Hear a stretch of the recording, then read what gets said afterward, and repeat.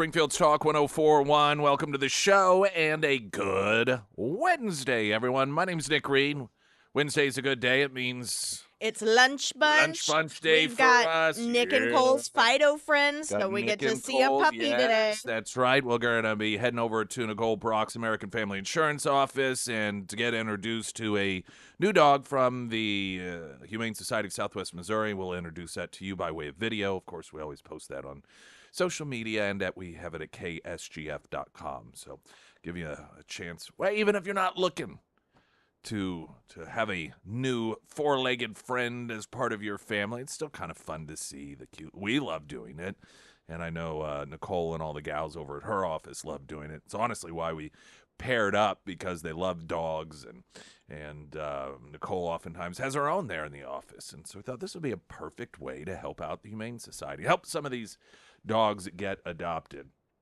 If you want to get registered for Lunch Bunch at Retro Metro, just head over to ksgf.com, get yourself signed up, and if you win, we will contact you via email, and then you and 5 people, or up to, you don't have to have a full 5, but up to 5 people of your choosing will join Sarah and me for lunch on a Wednesday at Retro Metro. So there we have that. 15 days to slow the spread. It was 4 years ago. 4 years ago. Government officials, experts, whom we were not to question whatsoever, told us, as long as just stay home. 15 days, we're going to have this thing, we'll slow the spread. Trust us. Trust us. Look, here's somebody in a lab coat. Here's somebody with a fancy title who has been working on behalf of government longer than you've been alive. So that's how you know that you should trust them and don't dare question them, because if you do, you're questioning science and you want to murder elderly people, including those within your own family. So trust us. Of course, as many of us remember, there's still people walking around. Still people walking around. Saw somebody driving their car with a mask on the other day. I mean, you want to talk about a way to highlight people that have real, it's not funny, but psychological conditions. John Stossel wrote up a quick piece on this. 4 years ago, government officials told us stay home. We have 15 days to slow the spread. I'm going to share it with you because we forget to what extent the authoritarians went, that to what extent they thought, finally, we can just take away people's rights to exist. We can take away their rights to assemble. We can take away all of these human rights they have that in America we've always been forced to allow them to get away with, living their lives as they want, and finally we can rip it away from them. And we'll have a segment of the population that supports us in doing so, because we'll tell them we're doing it for you. Those people who don't want to give up their human rights, those people are your enemy. They want you dead. They're going to be responsible for millions and millions of people dying. If you listen to us, those people won't die. If you do what we say, this whole thing will stop and everything's going to be okay. Stossel points out, I've long been wary of politicians, but even I was surprised at how authoritarian many were eager to be. Some demanded police go after people surfing. They took down the rims of basketball hoops. Children's playgrounds were taped up like crime scenes. They told people in rural Utah and Wyoming to stay in their homes. You know, John Stossel, he's got a video that is reflecting back on this. And there are it's just chilling. There's one video of a drone flying over. People just by themselves with a voiceover. This is such and such county law enforcement. Go home. There is a video of a person out completely not a person within sight. And they were, I think, windsurfing. And dispatched out was law enforcement in a boat, arrested the individual. There was a video, and these were local news stories. People that were given $1,000 fines for being in their car by themselves watching a sunset. People were just trying to desperately get some sense of normality. So people would come up with these ideas that were consistent with what they were being told to do, but They were using logic. So like, okay, we have to isolate in our home. Well, if I'm by myself in my car, that should be okay, right? No, it wasn't okay. $1,000 fines people were receiving, sitting in their car alone watching a sunset. You had here in Springfield people, we talked about this. I mean, the city, Greene County Health were encouraging people to call 911. You had a former mayor set up a Facebook page just so people could snitch on one another, as if we were talking about East Germany with the Stasi. You couldn't buy certain things. Oh, yeah. The weirdest so they thing. could try to promote you to not go out, like bug spray. Yeah. Or seeds. Seeds. You could grow your own food. Those things were marked off. You had some of these bureaucrats and politicians just rail on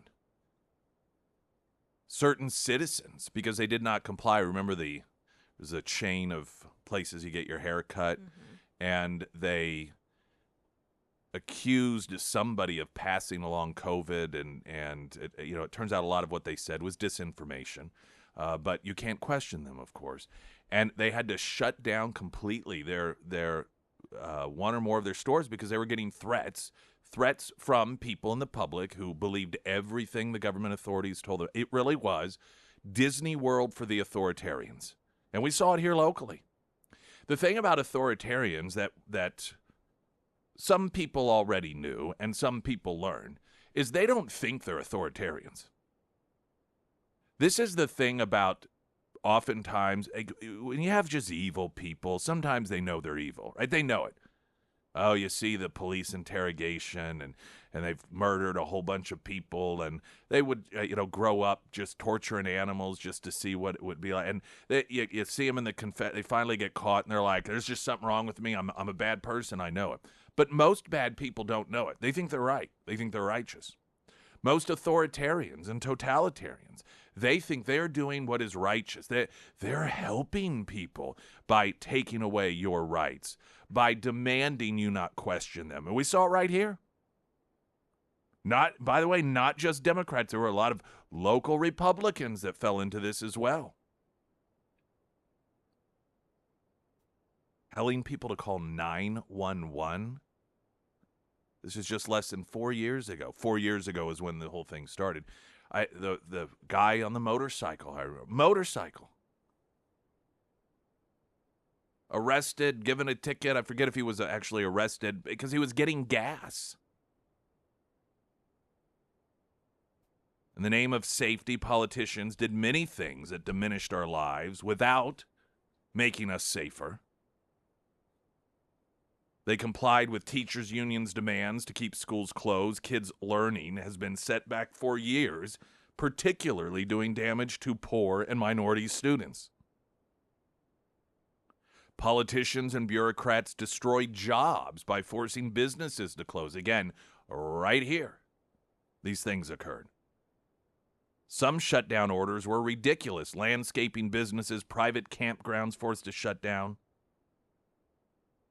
Government spending massively increased, and this happened on Trump, and then for different purposes, whether it was warranted or not. This week, the 4th anniversary of 15 days to stop the spread. Stossel notes at least the Trump administration broke FDA rules to speed vaccine approvals, but FDA rules kept perfectly good American COVID test kits off the market because they hadn't gone through its multi-year approval process.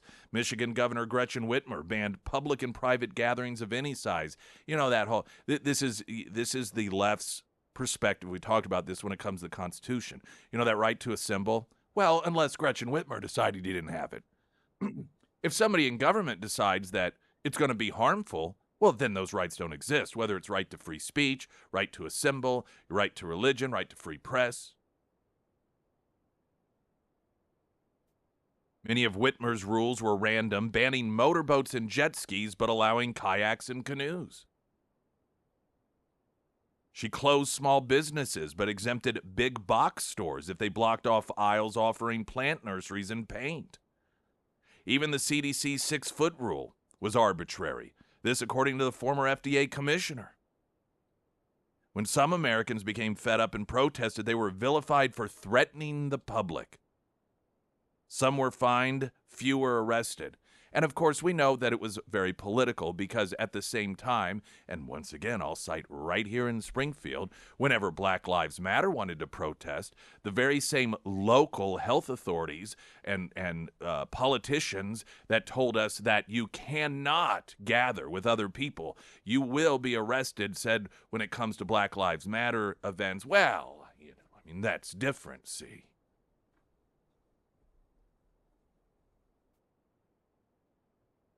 Sweden took a near opposite approach. They mostly left people alone. You don't hear a lot about this, do you?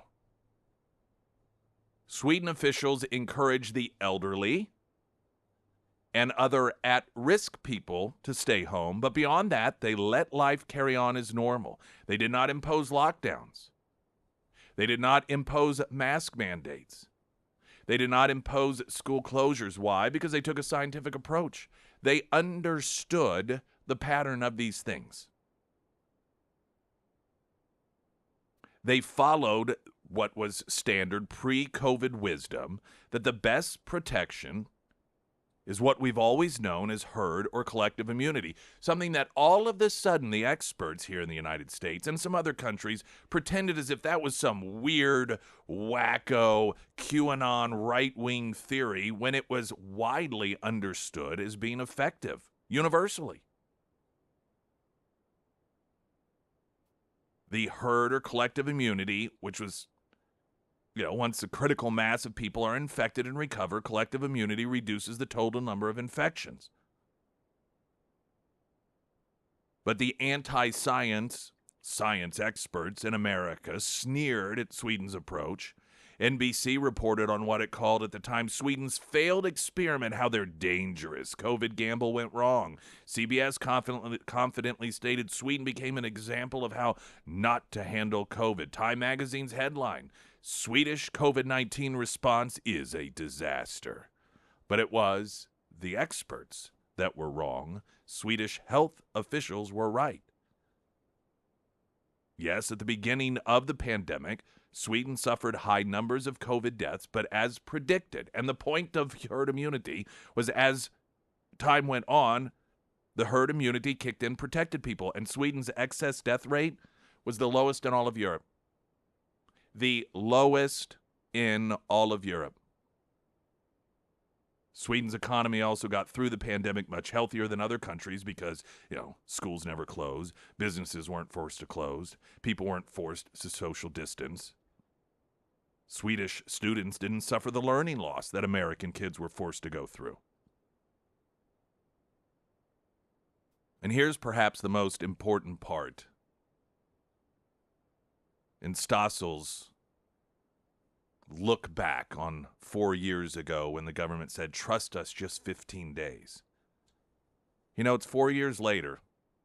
Have media blowhards who were wrong apologized? Any correct their story? Any say, you know what, we've learned in retrospect that a country like Sweden was correct, we were wrong? No, of course not. Have American politicians apologized, begged forgiveness for their arrogance? Did we have any press, of all the press conferences we had with Greene County and the city of Springfield and the so-called authorities, particularly in the health field, did any of them ever apologize? Not that I recall. Because being right ultimately wasn't what mattered to them. It was being obeyed, which is why never was there any sort of apology. Apology to the people on the whole, apology to people who had their neighbors and family members attack them, people who had 911 called on them at the direction of government officials, or specific individuals that were called out and demonized by elected officials under the name of health. Any apologies? Such great people they are, aren't they? Any self-reflection? Have a look at the weather coming up. Springfield's Talk 1041, latest news update.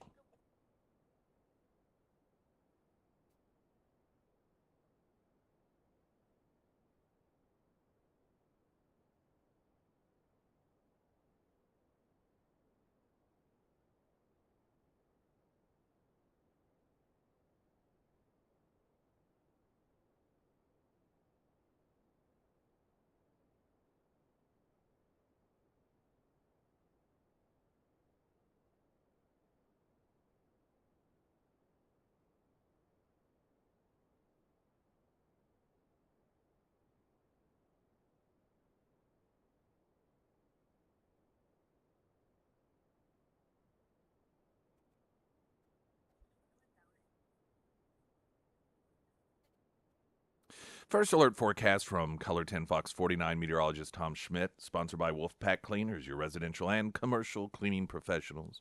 Sunny, a high near 68 today. Overnight showers possible, low of 42. Slight chance of showers tomorrow afternoon with a high near 65. Friday mostly sunny, high near 69.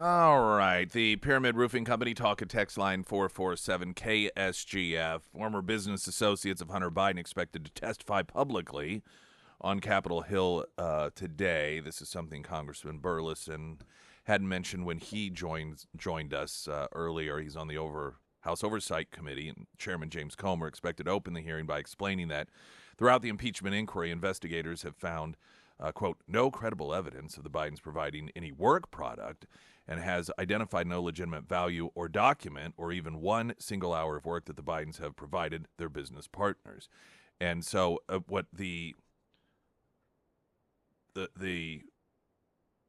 understanding as it appears to be presented here is that essentially it was a scam being run on all of these different millionaires and billionaires from these countries, many of which are adversaries to the United States, like China and Russia.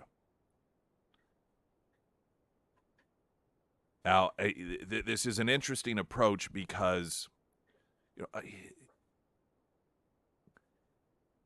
I think many people, if you understand how a crime family works, for example, the reason that they've always had such a difficult time pinning down the top person is because they are very deliberate in making sure that there is no traceable connection of the crimes to the top person.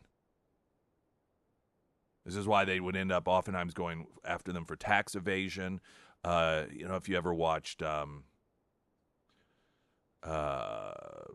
Goodfellas and Paulie, played by Paul Sorvino, he would never have conversations on the phone. Other people would go do it for him, go to a payphone, and then relay the conversation by leaning over and whispering it in his ear. This was all done so that there was this wall of separation to protect that individual. So this is not a surprise.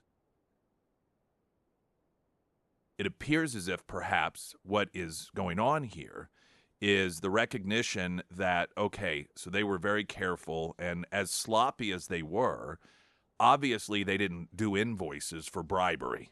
The checks that were written out of these bank accounts that communist China or Russian oligarchs were plopping money into, and then a day later a check for that same amount was being written to Joe Biden, his brother or Hunter or whomever did not write in the memo line bribe. So what they are apparently going to do is focus on what is provable, and that is the fact that these different people, whether they're government officials or oligarchs, were under the impression that they were buying influence because that's what they were being told. And that is somewhat in line with even what Democrat defenders of Joe Biden have said as a defense that, well, he didn't really know. This was the illusion of influence, the illusion. What I find interesting about this approach is that Democrats are presenting that as if that means it's okay. They are doing everything they can to destroy Donald Trump based off the idea that he had the illusion that his properties were worth more than they actually were in a completely legal contract and agreement between two private entities. This is the level of corruption that has infected the Democrat Party and the media, that they think it is, in their minds, it's perfectly legit and okay for the President of the United States, by way of his family, assuming that he knew about it, and we'll talk about here in a moment if he didn't, that to scam these people, to commit fraud, to fraudulently tell government officials in other countries or oligarchs in other countries that if you give us money, you will get access to the Vice President of the United States. And because they were lying and scamming these people, that means, oh, no, that's perfectly okay. That's legal. Running a scam is legal. Pretending you're selling access is legal. And then having that money go to everyone, including the big guy. Now, Hunter Biden, everyone knows, was a train wreck. By all accounts, clearly, if somebody as big of a train wreck as Hunter Biden came to you and said, hey, give me $10 million and I'll give you access to my dad, you're going to want some evidence. This is why Joe Biden was agreeing to show up for meetings and make phone calls on his behalf. As much as he'd like us to believe it was just to talk about the weather, clearly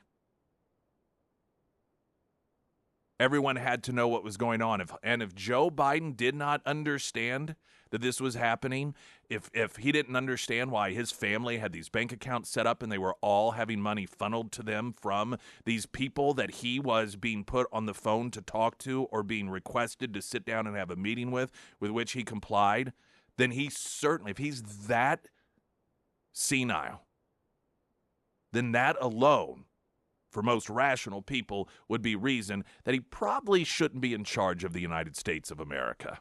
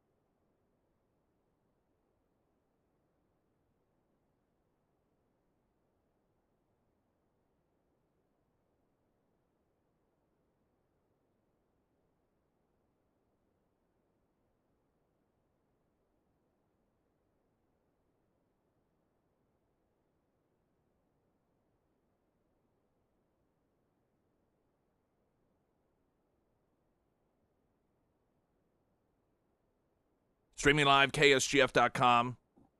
A couple things at KSGF.com for you to get registered for. Tickets to see Barry Manilow live in concert. Also, tickets for the Man Show 2024.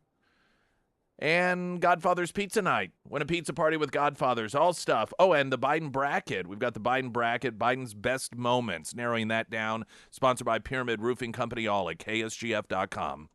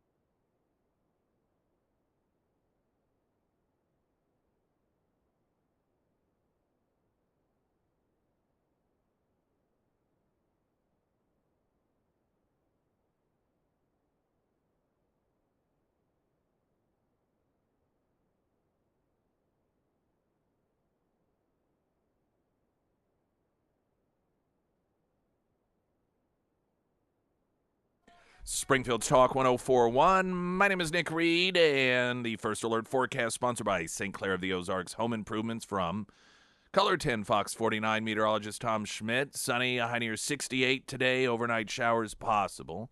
A low of around 42. Tomorrow, slight chance of showers in the afternoon. High near 65. Friday, mostly sunny, a high near 69. And Kelly Burton joins us. He is on the Springfield School Board, not running for re-election, but and we are going to, as we get closer, it's just a little over a week away, talk with a number of the candidates. But at the same time, it's good to talk with folks who aren't, so perhaps not caught up in the politics of it all, but to get a sense of what is going on. I know there's this, group of very interested individuals, and they watch all the school board meetings that are online, but the vast majority of people, even people who really care about what is going on with education, they just don't do that. They have lives, And so I want to just talk about a few things in the overall state of affairs. And I know that you did not, and if you don't want to answer this, this is fine, but just wondering, how important do you see the outcome of this election? I mean, because sometimes it's like, yeah, I don't know, it's going to make much of a difference. And then other times, we're at a real fork in the road here in terms of the direction we go. Is this, in your mind, a real important one, or is it half a dozen one, six or the other? Yeah, thanks for having me this morning. I think anyone you ask will say that this is a very important election. And the first and most obvious reason is that there's 3 seats available. Right. The way it works is you get, there's 7 board members that serve a 3-year term each. I'm in the 3rd year of my term, or starting the 3rd year of my term. So 2 seats will come available, then the next year 2 seats will come available, and the next year 3 seats will come available, and it starts over. So this year there are more seats available than usual, which is certainly an opportunity, and certainly makes it more important. I would say there's more at stake, and there's a lot of issues and a lot of work to be done. So yes. Well, I want to start off asking about an issue that most people are aware of, even if, again, they don't necessarily follow the day-to-day goings-on of the district, but they see it in the news, not just locally, but a national issue when it comes to violence in schools. And it has been such an issue in Springfield that some time ago you had the teachers union that came to protest a council meeting because my understanding of the coverage is they felt as if they were being brushed aside. They were being told, oh, no, we're taking care of it. There's a lot of misinformation out there. And they're saying, no, there's not, that things are bad. We've got teachers that get threatened, and the problem is not being dealt with. And anytime we talk about this, I get tons of feedback, and people are like, well, who's in charge? Like, who needs to fix this? What's the problem? So what's your answer to that? And just the overall issue and atmosphere when it comes to discipline, and your thoughts and where we stand, where Springfield stands with that. We are not immune to it. We have plenty of issues that need to be solved regarding behaviors in the classroom and discipline. Every board member that currently sits on the board acknowledges the problem. And there are 8 candidates running for these 3 seats, and they all acknowledge that the problem exists. So it's obvious that we have a problem. But what are we going to do about it? And there are candidates who have, there's one incumbent in particular, Dr. Merriam, who has been vocalizing this problem since she's been on the board, and who has taken a leadership role to actively try to address these problems. As opposed to sitting and letting agenda items come to her to vote for, she has taken a more proactive approach in trying to hit it head on. And I've worked with her and also board member Steve McCoskey in really taking a leadership role and trying to call out and address these problems. Now you have every board member or every candidate saying, there's a discipline problem. So, but what are we going to do about it? Of the incumbents, who has done something about it? Who has been not just voted on something when it's come to them, which is an easy thing to do, to say yes, but to actually work continuously to bring the problem into the light and to try to work towards solutions. And Dr. Merriam has certainly done that. I believe if you're looking at the other candidates, that Landon McCarter and Chad Rollins also have exhibited a deeper knowledge of the problem and also provided solutions. When you hear people talk on this issue, you hear a lot of, well, it's hard. This is a national problem, but it's hard, and there's a lot of ho-hum, and, what are we going to do about it? And then just a lot of words, and then time's up, and nothing is said. I really don't think it's that hard. I think that there are some big things that we can do and we can do quickly to address the issue. And bottom line is it comes down to we have to have consequences of action. And in education in general, not just in Springfield, the popular trend has been to really focus on what I would call a proactive approach. When it comes to behavior, and I know this as a father, as a coaching youth basketball, there's a proactive and there's a reactive approach to guiding behavior. And the proactive approach is where the chips have all been shoved into the middle of the table by education at large, and certainly in our district as well. And that's things like PBIS, positive behavior intervention systems, where because we live in a world where kids arrive at school less prepared to behave correctly due to the home environment, Right. or you know how and where they're being taught these things. It now falls on the teacher's laps and to kind of guide behavior and set expectations, and we do need to do that, and we need to do it more than ever. We need to be very thoughtful about how we're doing it, but what we still need to do is have consequences of action, and that's where I think we've tended to slip a little bit. I think there's a lot of well-meaning people, well-intended people, that they worry too much about what kids feel versus what they really need. And we really need to give kids what they need. We need to be guiding our decisions thoughtfully about what is in the best interest of the children's future, as opposed to how they may feel today about it. And I think there's 3 candidates that have shown that they understand that we need to balance that approach out, and we need to have consequences to action in conjunction with these systems like PBIS. It does seem that for a lot of folks, it is one or the other, not both. And so I'm one of the, I'm just about results, like what works. And I think that this is what you're saying, is that if you're going to have a system in place that recognizes that oftentimes you'll have young people that don't have the positive influence that can be a solution, and you implement that doesn't mean that you then don't discipline the bad kids, or when it doesn't work, that you go, oh, well, we tried, we don't know what to do next. That you can do both at the same time. You don't have to have some people may see as the feel-good approach, where it's all about feelings. And because of the implementation of that, you exclude the disciplinary component of it. Because at some point, and the way I see this is, they become so tunnel focused on what we'll say are the troubled kids, that the 95 or whatever % of those who are there willing to learn are getting neglected. And so for the focus on the few, all of them suffer, instead of recognizing at some point, okay, these methods are not working, so we just need to get them out. And that seems to be just such an obstacle for some people. Yeah, it really is. You know, when we find ourselves at a interesting time where you mentioned the union, the Springfield, right, the largest yes. Springfield union, the Springfield NEA.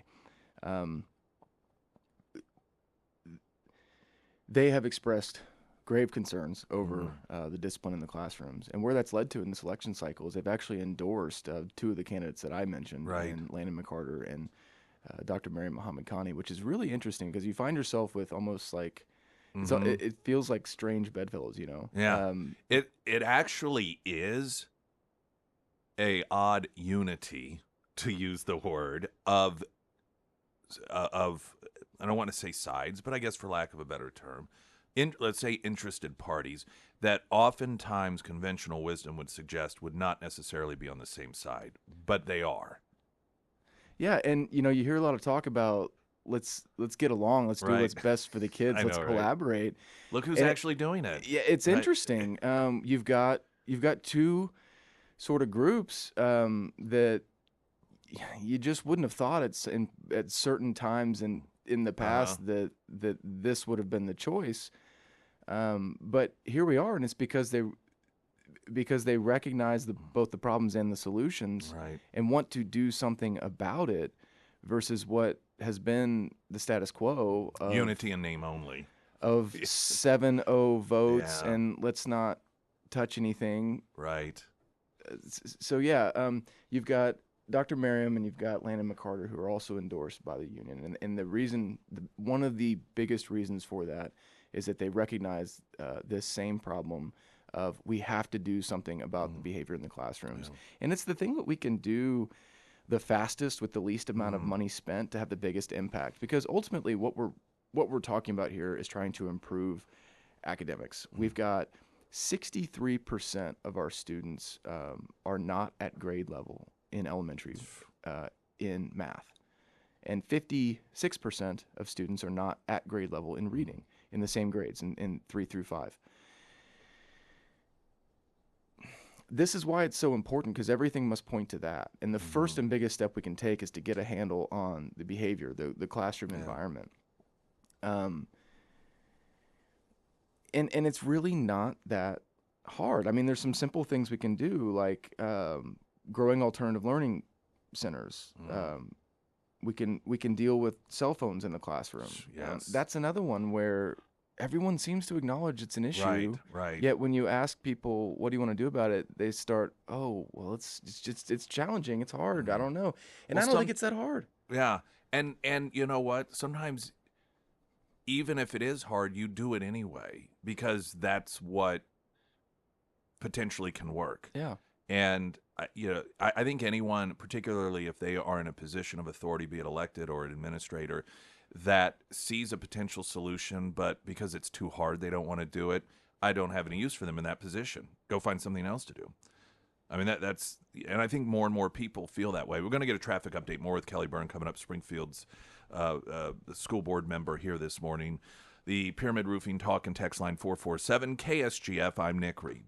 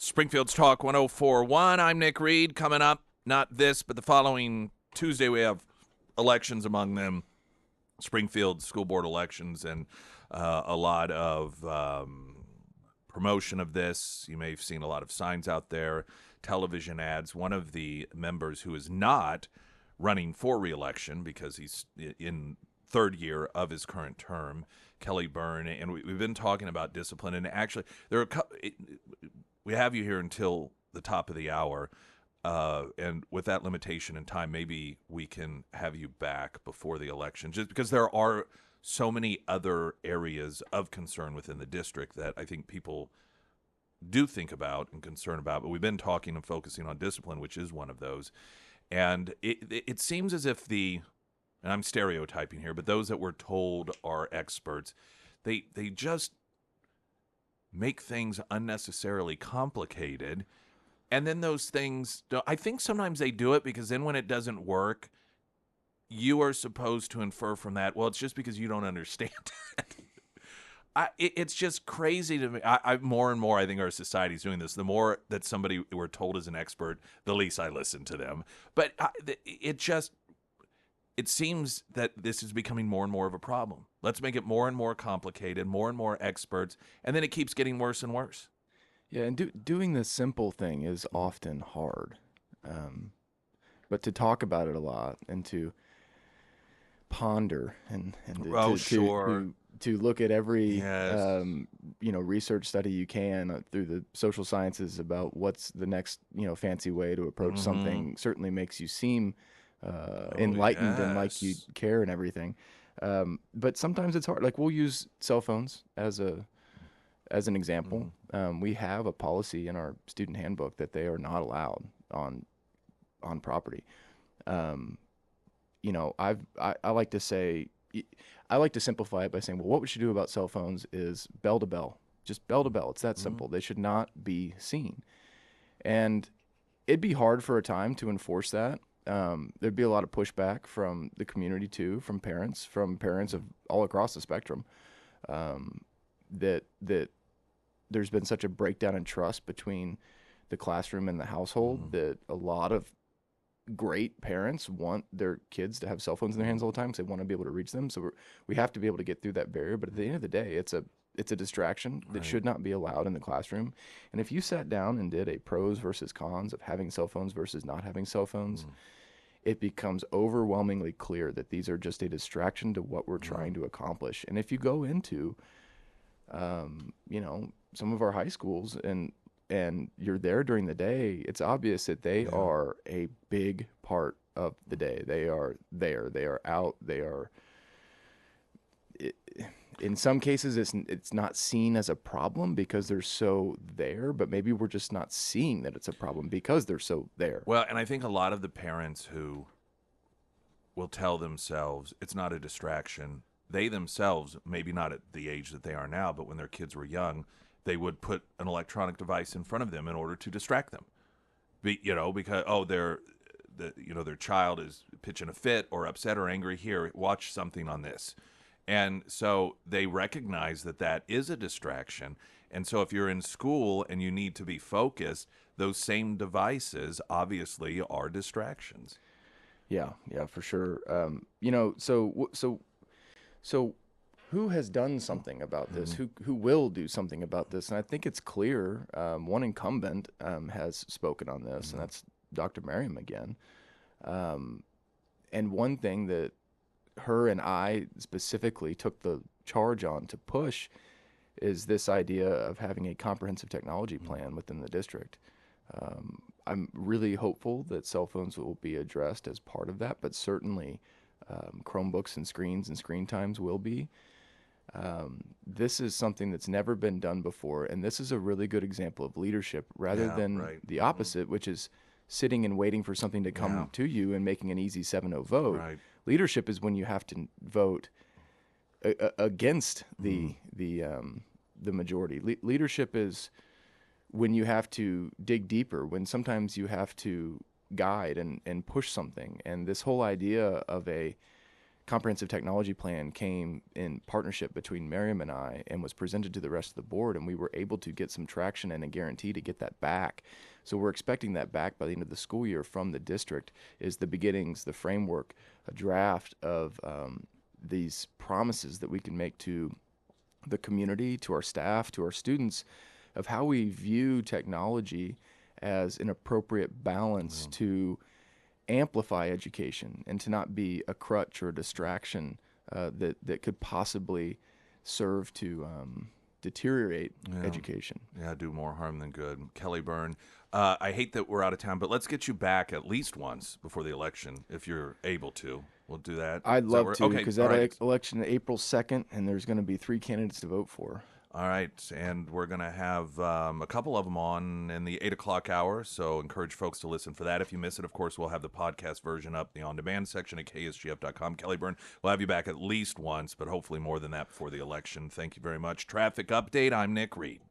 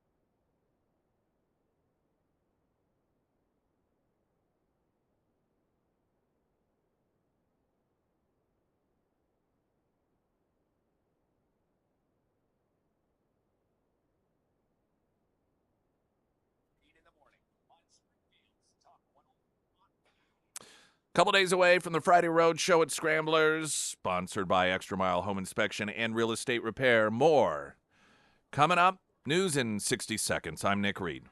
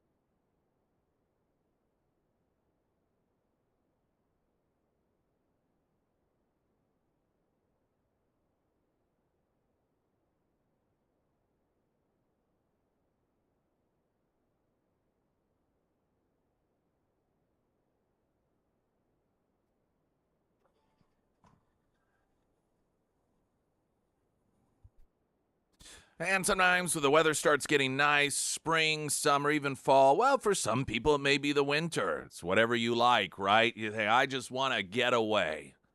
Just want to get away. And you're limited to, all right, I'm going to go somewhere where I know someone and stay in their guest room, maybe a hotel or Airbnb. But if you have an RV, the world is your oyster. You go anywhere you want.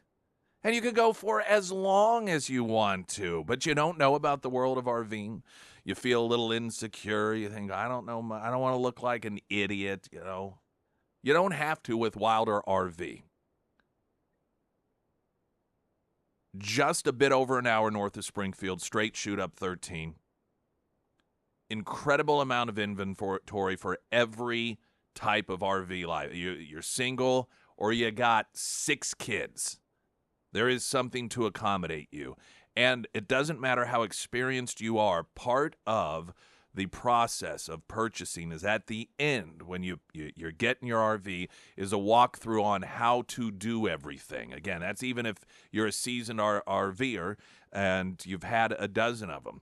Oh, and also when you check out their website, the price you see, that's the price. A lot of times you worry about, or maybe you found in your experience that you see a price, then you show up, well, there's a fee for this, then there's a setup fee, or there's a pickup fee, and then there's a delivery fee, and there's a fee for doing this. They don't do that stuff, largely because they don't have time for it.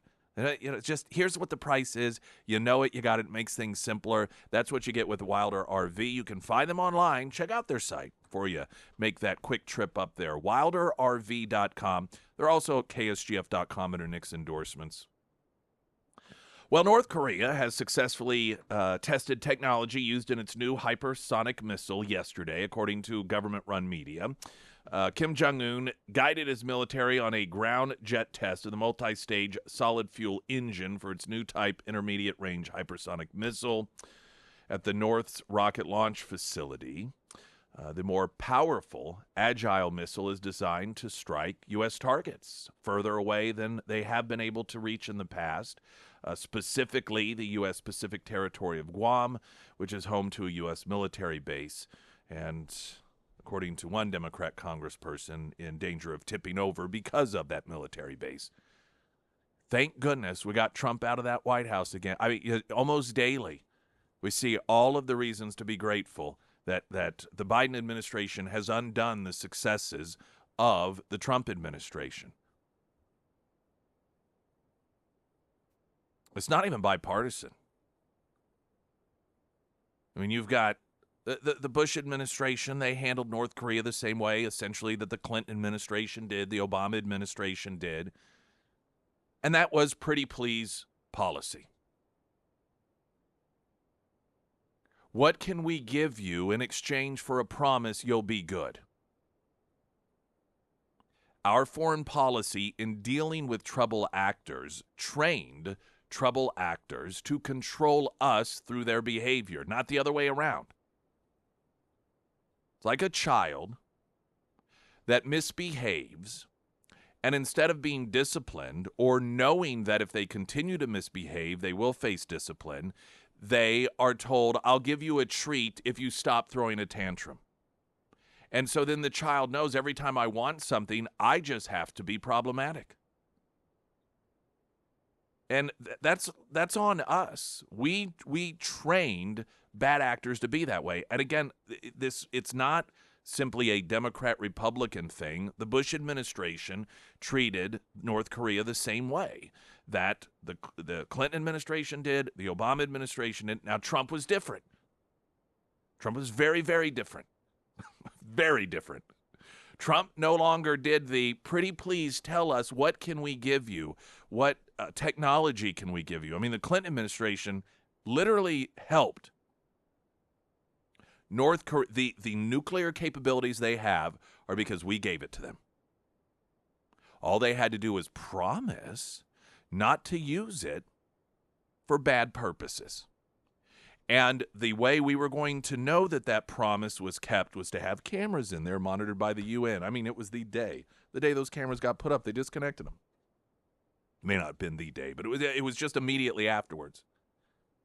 and then told the United Nations, no, you can't come in and check it out because we're using it for nuclear capability. I mean, they fully acknowledged what they were doing because they learned that we were trained. Oh, we don't want you to do that. That's bad. What else can we give you? Tell us what we can do. Maybe once in a while we really bristled up and sent a strongly worded letter. Trump was different. Trump said, here's what you're going to do. You're going to stop those nuclear tests. Kim Jong-un's like, well, we'll just use nuclear weapons against you. Trump didn't say, no. What can we give you? Can we give you some technology? Can we give you financial aid if you promise to be good? Trump said, we have more bombs and they're bigger, so have at it. The left flipped out. I'd never heard so often poking the bear utilized in terminology as I did during that period of time. He's going to start World War III. Donald Trump, he doesn't understand how to deal with these people. Well, apparently he did, because the nuclear testing stopped. The testing of these intercontinental ballistic missiles that have the capability to carry nuclear warheads stopped. But see, we are supposed to be worried and upset because Donald Trump was nice to him in person, because he shook his hand, and we're told that was, see, Trump loves dictators. So we're not supposed to worry about the actual results. We're supposed to worry about how it, quote, looks. And now that we've gone back to the way that it was always done in the past, and North Korea recognizes, which Iran does as well. I mean, this is why all of these other countries are able to manipulate us now, because they know that they are in charge. They are controlling our behavior. Look at what Hamas is doing right now. Hamas has this White House and Chuck Schumer and the media acting as their ambassadors. Everything Hamas wants, they have the White House out there demanding it happen, including rebuilding the Hamas actually has now the Biden administration. This was announced during the State of the Union, using our military to help rebuild the infrastructure that they used to launch their attack. We are rebuilding their terrorist infrastructure. Of course, it's all in the name of humanitarian purposes. See, they need that port in order to get food deliveries. Incidentally, some of the videos that are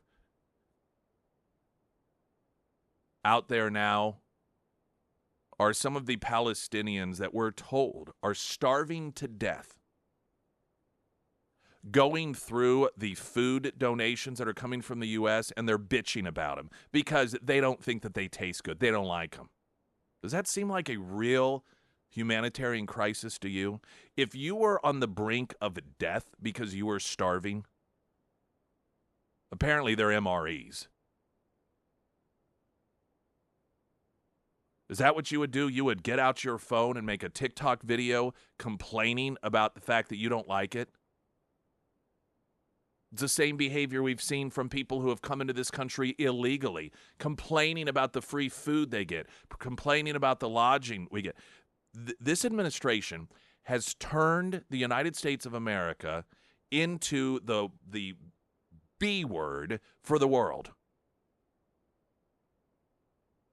It is absolutely embarrassing. It is humiliating that we have gone from the leader of the free world, leading by strength, with our allies in NATO kicking in for the first time what it is that financially they are required to kick in. Adversaries like Putin stop his invasion that he started under Obama of Ukraine. North Korea stopping their nuclear ambitions. You had Iran being brought to the brink of complete economic collapse. The Taliban hiding in the mountains, to where Trump sent a warning: if you touch the hair on another American soldier, another troop, then we will come after you. I know your GPS coordinates.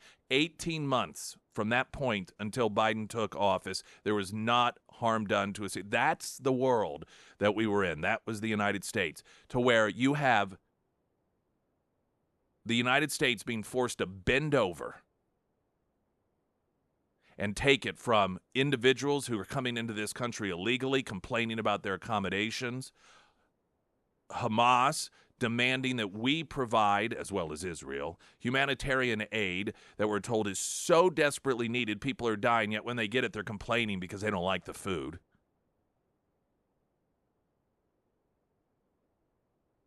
I don't know that there has ever been a decline of any powerful nation outside of it being militarily attacked as we have watched occur under the Biden administration. Springfield's Talk 1041. Weather in just a moment. Right now, the latest news update.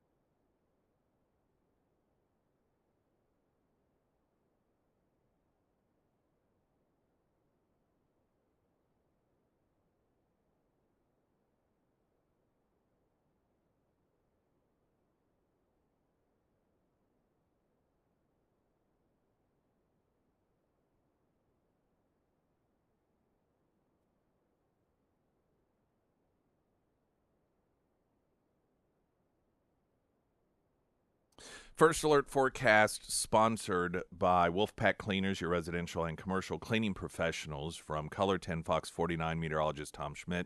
Sunny today, high near 68. Overnight showers possible tonight, 42 for a low. 30% chance of showers tomorrow afternoon, high near 65. Friday, mostly sunny, high near 69.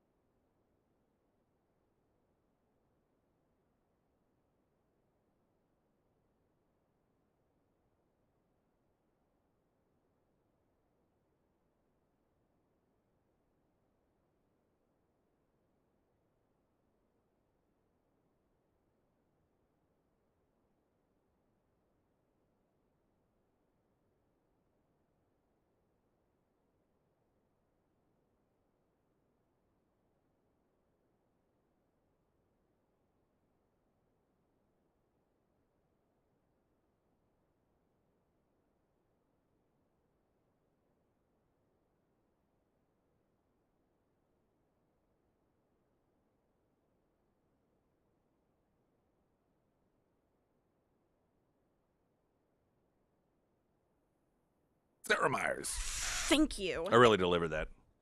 Do what? I really delivered that. Yeah, you did. I liked it. Avis, the car rental company, whenever they see a problem in the rental car world, they try to create a solution to better fit you. And that is actually why they created their long-term rental program. This program, it is a great option for those looking to purchase a new vehicle soon, but you want to do an extended test drive with multiple vehicles before you actually go out and make that purchase.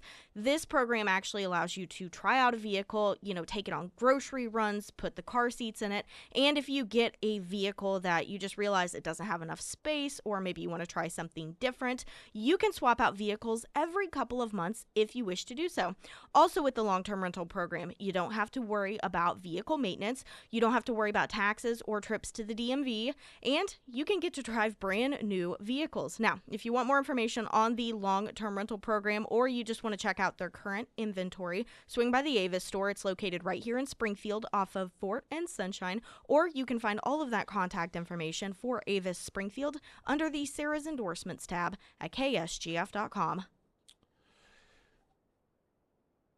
Regarding the Biden administration making the United States the lapdog of Hamas, in which virtually everything Hamas is asking for, Biden is demanding, Kamala Harris is demanding, the State Department's demanding, and the media is demanding, along with essentially the Democrat Party as a whole, with the exception of very few Democrats.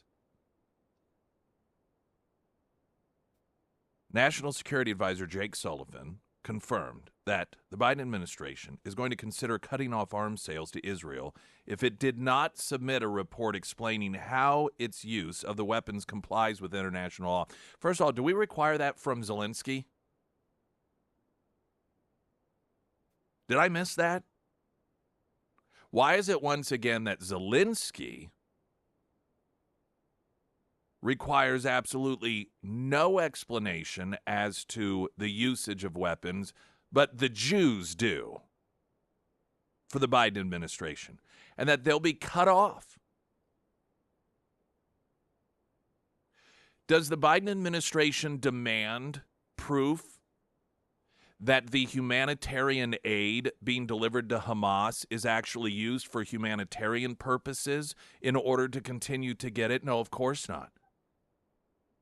And we know why. Because they don't use it for that.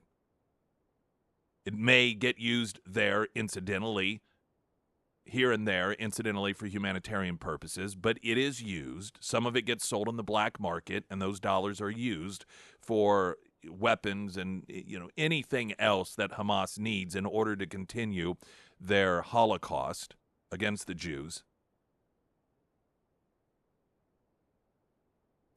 This administration, on behalf of Hamas, is putting standards upon Israel that they are not putting on Hamas. That's just fact.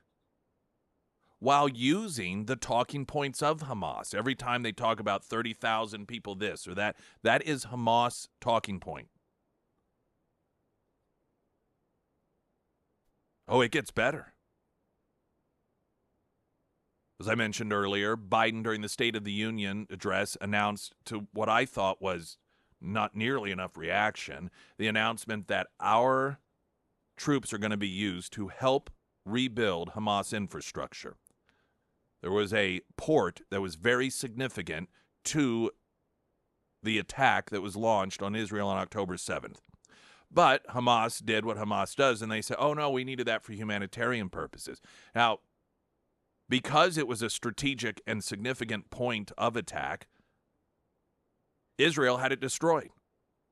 So who is leading the charge to have that infrastructure rebuilt on behalf of Hamas? Well, Joe Biden, using our military.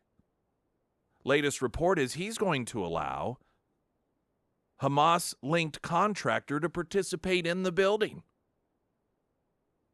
The Biden administration reportedly preparing to allow a Hamas-linked contractor to participate in the construction of the floating port that the U.S. military is preparing to build off the coast of Gaza to assist the delivery of humanitarian aid. The shocking report comes from Barak Yadid, the Arab affairs correspondent for Israel's Channel 14, who reported that the Biden administration had asked Qatar to finance the project. Qatar agreed on condition that the project be performed by the Al-Hissi Company, a company with close ties to Hamas, and which has been the primary contractor within Gaza under Hamas rule. The project would further enrich Hamas and ensure it can continue to exist and fight. So once again, this administration is doing what it can to make sure Hamas keeps the funding flowing.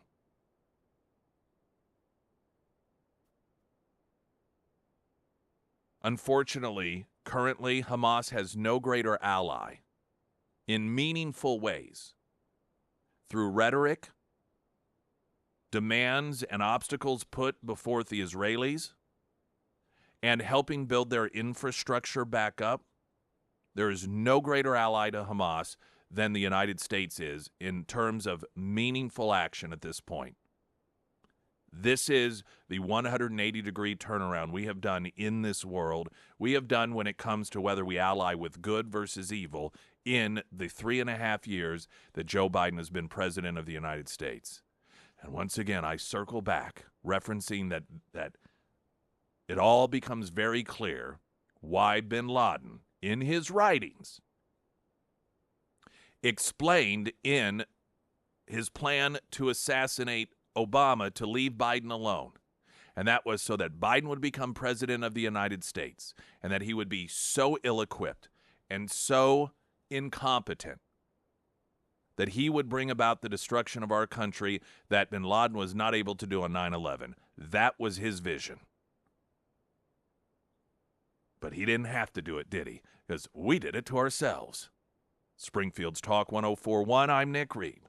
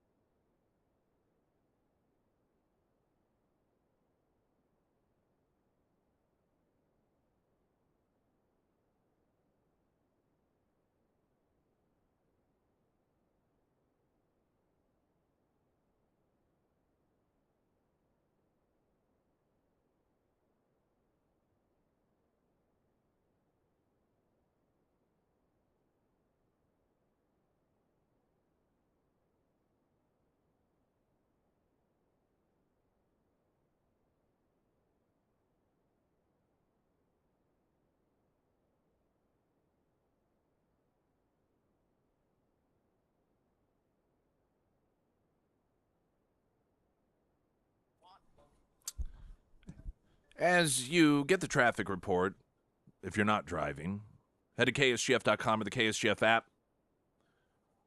And while you're there, you can register to win tickets to see Barry Manilow live in concert at the Great Southern Bank Arena. That will be Saturday, August 24th. Also, the Biden's Best Moment bracket, your chance to win a 10-ounce silver piece that has a depiction of Trump, Mount Trumpmore. It's Mount Rushmore with Donald Trump on it. It's 10 ounces of silver. Pyramid Roofing Company sponsoring that. And we're in the final four now of Biden's Best Moments. Every week that you participate is an entry in for that. And you can also see Nick and Cole's Fido Friends while you're at KSGF.com. Brought to you by Nicole Brock, American Family Insurance. Springfield's Talk 1041. I'm Nick Reed.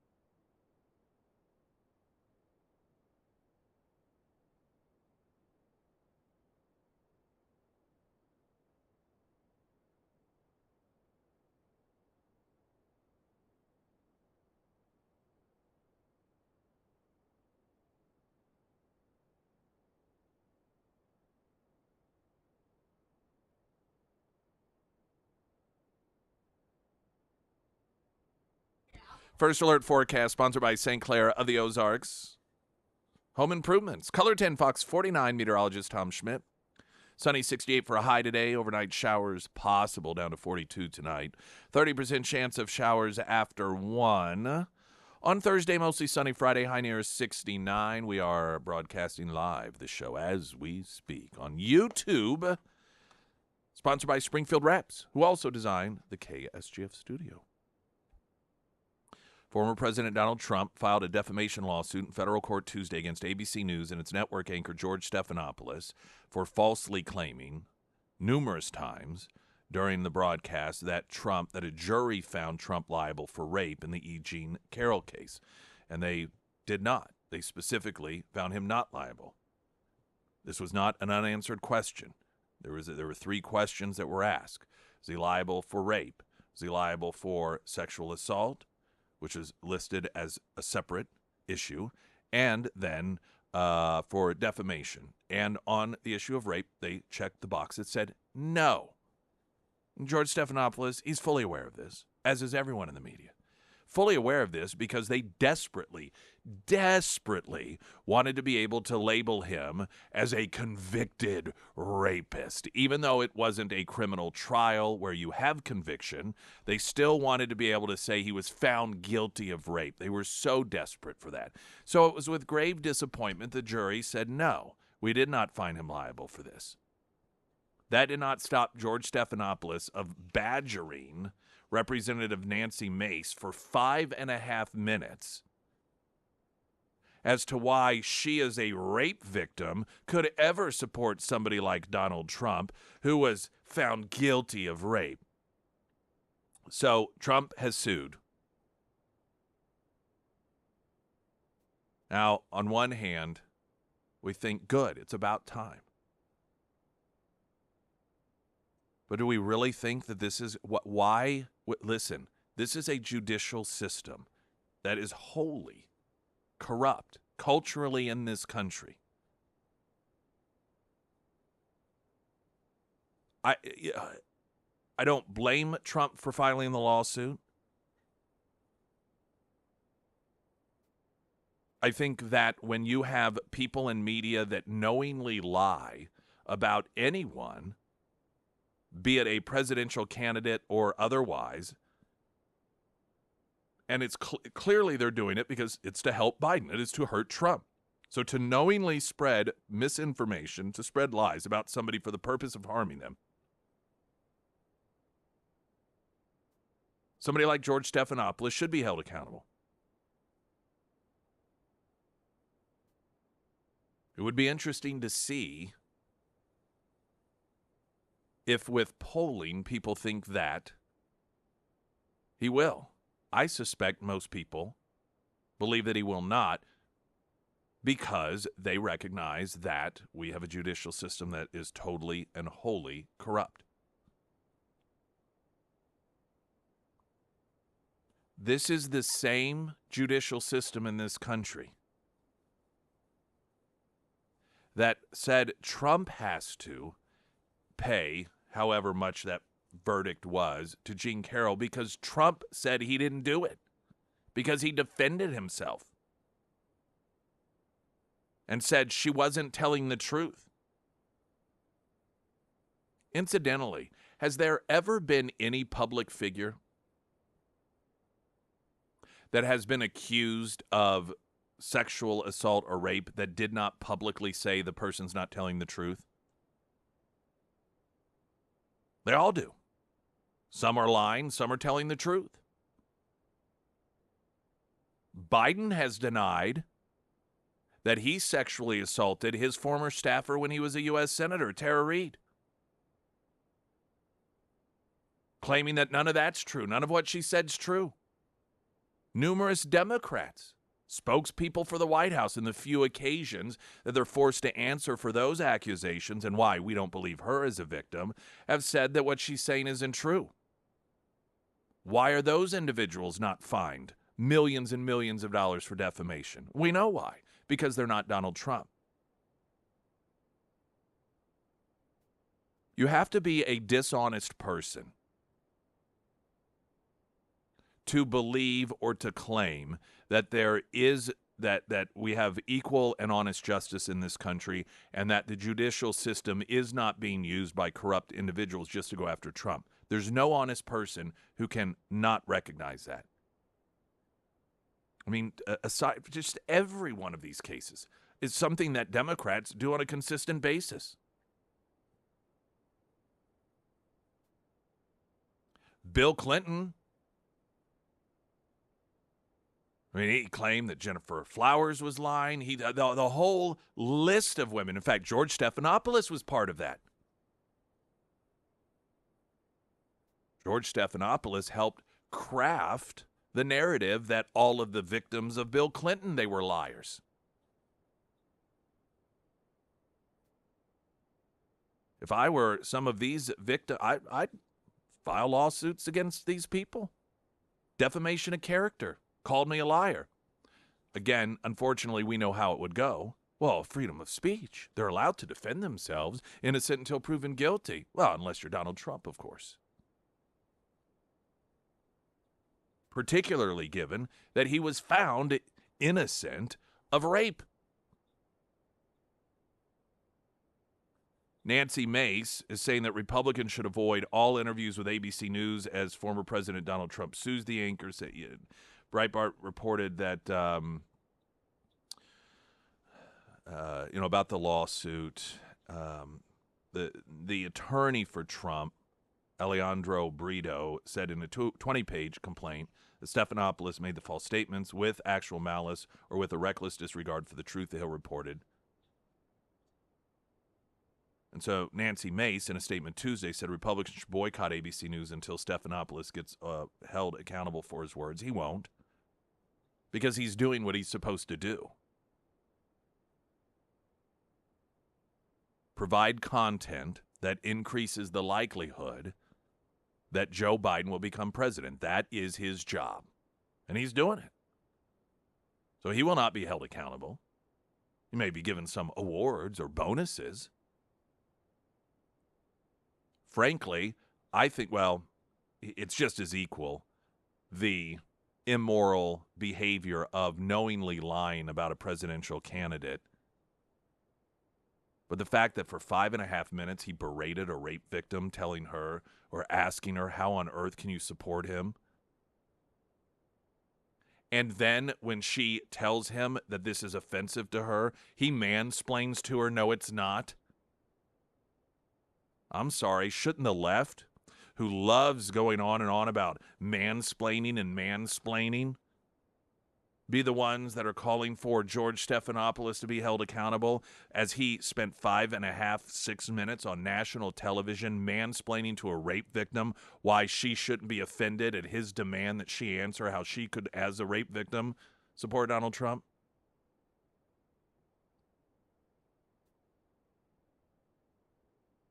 The upside of this all is the continued recognition by average truth-seeking people that on a national level, when it comes to the standard media outlets, they are not to be trusted because they are not media outlets. They are campaign re-election arms of the Biden campaign. Springfield's Talk 104.1. I'm Nick Reed.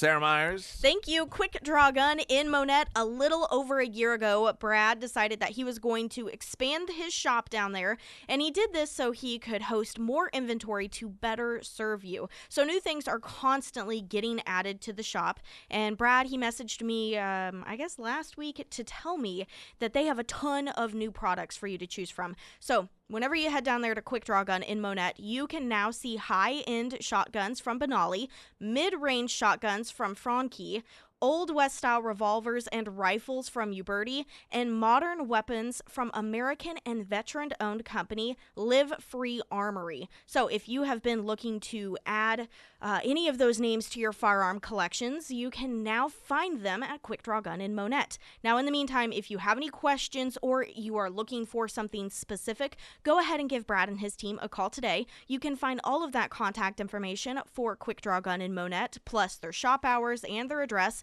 All of that is housed under the Sarah's Endorsements tab at KSGF.com.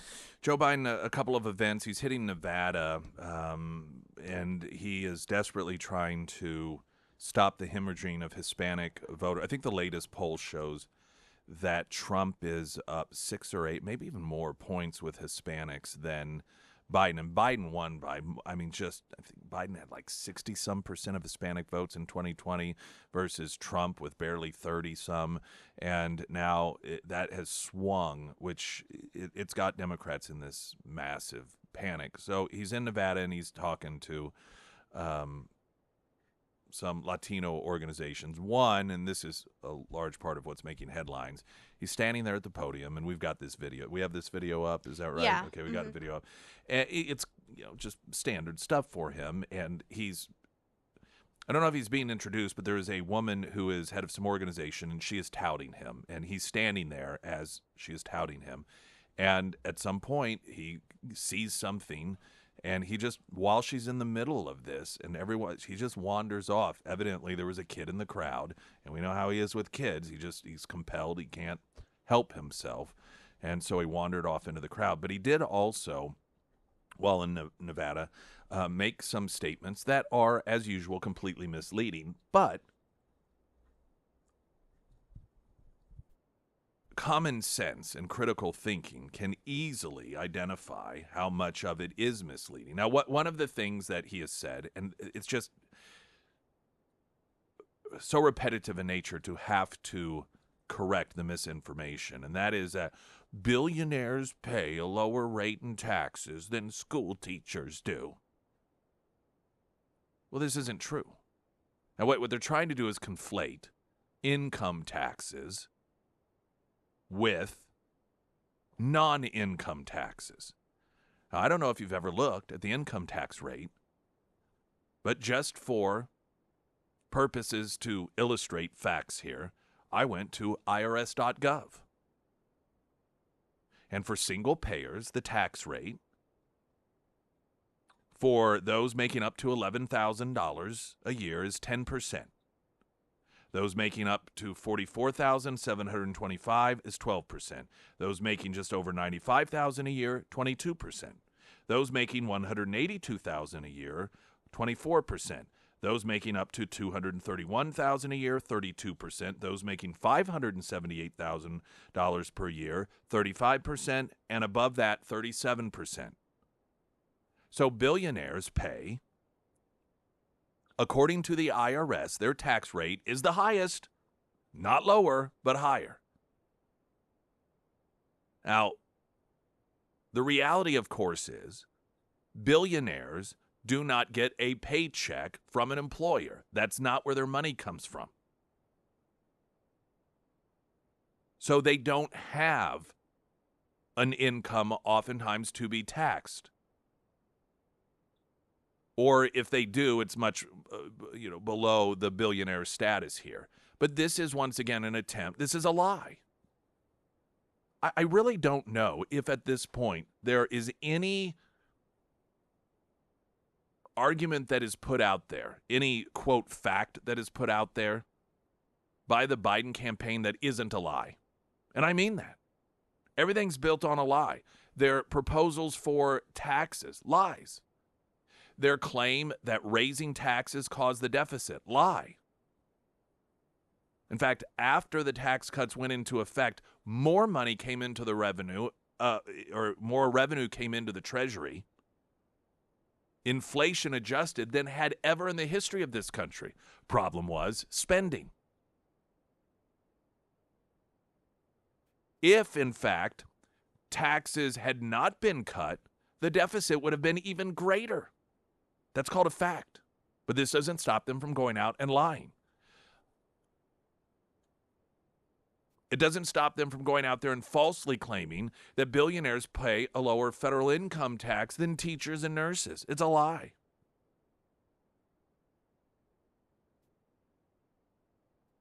And the thing of it is, it's not that difficult to find out. What do people? My instinct is to say, what do people who believe this tripe think? And they don't. That's the problem. I try to play through it. I'm like, okay, if I think this, why do I? So if I look at the IRS table, it's going to have all of these tax rates, but then it says, oh, but if you're a billionaire, then it drops down. Is that what they think? But I don't think they think anything. They just hear it. And because the great leader says this is truth, that's all they need to know. I know people are different. You're different. I'm different. We're all different. But it is crazy to me, people that have absolutely no interest in the truth whatsoever. None. To where they just turn off the brain. They pick a side. They pick a leader. They chant the chants. They cut and paste the lies. And that those are their hymns. And their keyboards are the pews. There was another claim I want to address coming up here in just a short second that Biden made regarding housing, and that is, according to Joe Biden, if there's a house and you're like, oh, the house is worth $200,000, but then you find out that a black person lives in it, it's going to cut 40% off of the cost. Or 20% off the cost. So it would be $160,000 once you found out that a black person lives in it. This is what they tell people. This is what he said yesterday.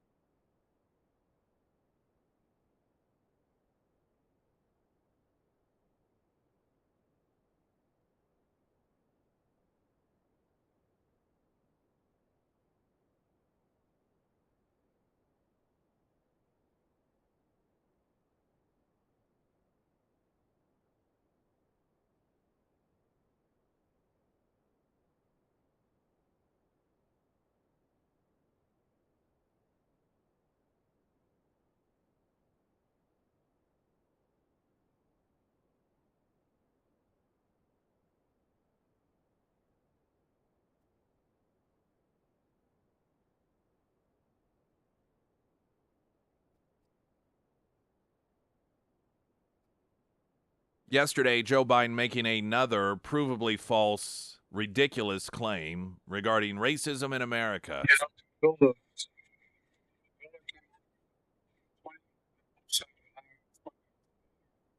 Side had people of black and brown background.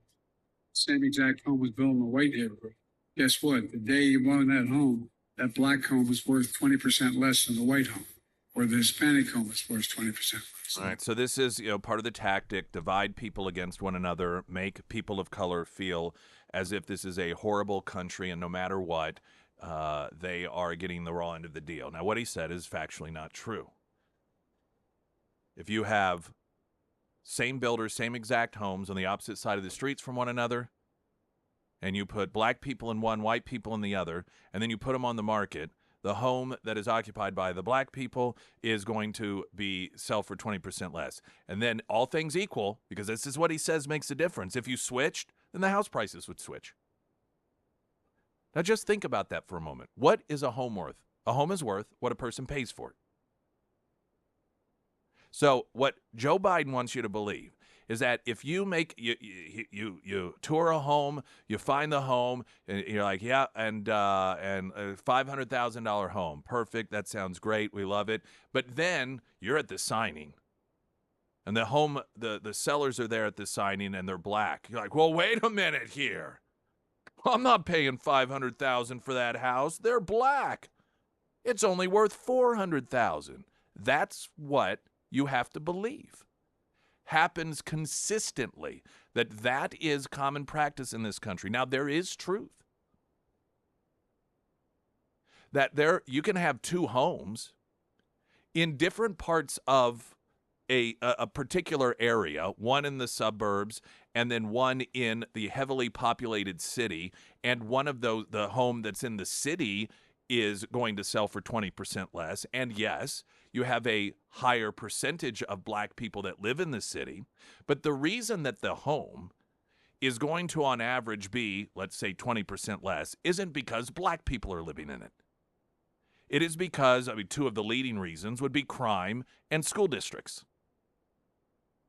And what's ironic about that is when you have identical homes, and one that is 20% less in terms of value because of diminished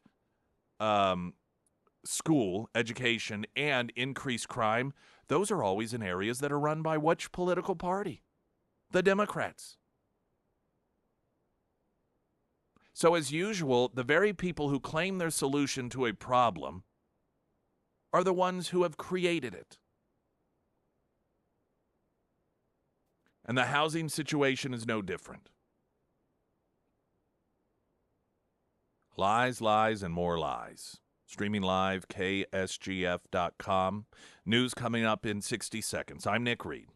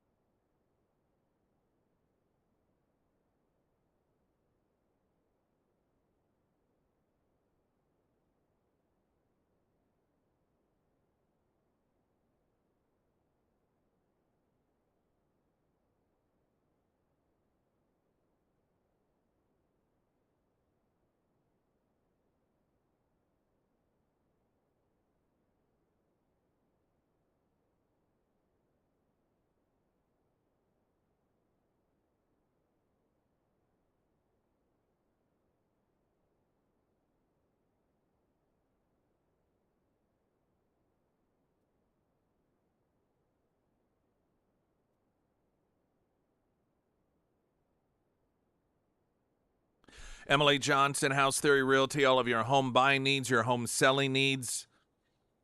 Even if you just have preliminary questions, if you're going to put your home on the market and you think, well, I don't want to be embarrassed because the carpet's so outdated and our cabinets are ugly, so I'm going to go ahead, spend the money, have that changed before I get in contact with Emily Johnson about selling our home, putting it on the market. Don't spend a single dime. Don't make a single change until you contact her first, because there's so many things that aren't what they used to be when it comes to what people expect in purchasing a new home. So there may be some improvements that you think are going to be improvements, but don't really make any difference to buyers nowadays. Emily Johnson, she's the one that can, of course, provide you all of that information so that you do it wisely.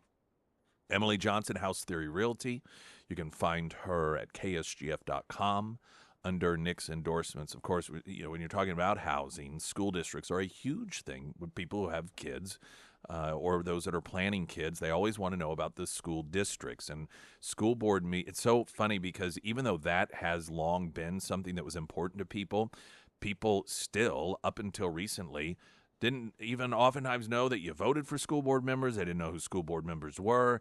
And as Americans began to get a peek inside what was going on in schools throughout the country, Springfield being one of them, they became very, very alarmed.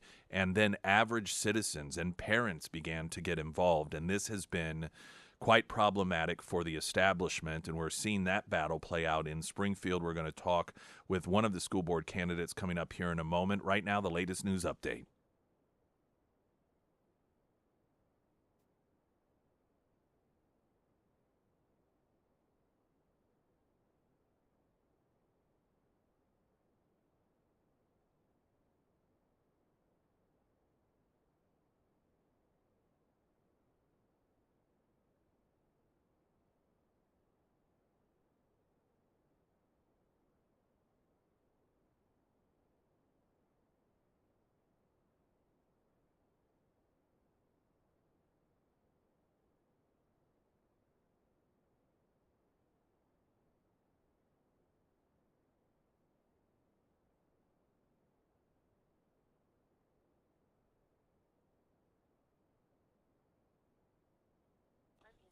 First Alert Forecast, sponsored by Wolf Pack Cleaners, your residential and professional commercial clean. I can't even get it out. I'm having a real hard time with that. I've passed on my I know, right? my quote unquote stutter yeah.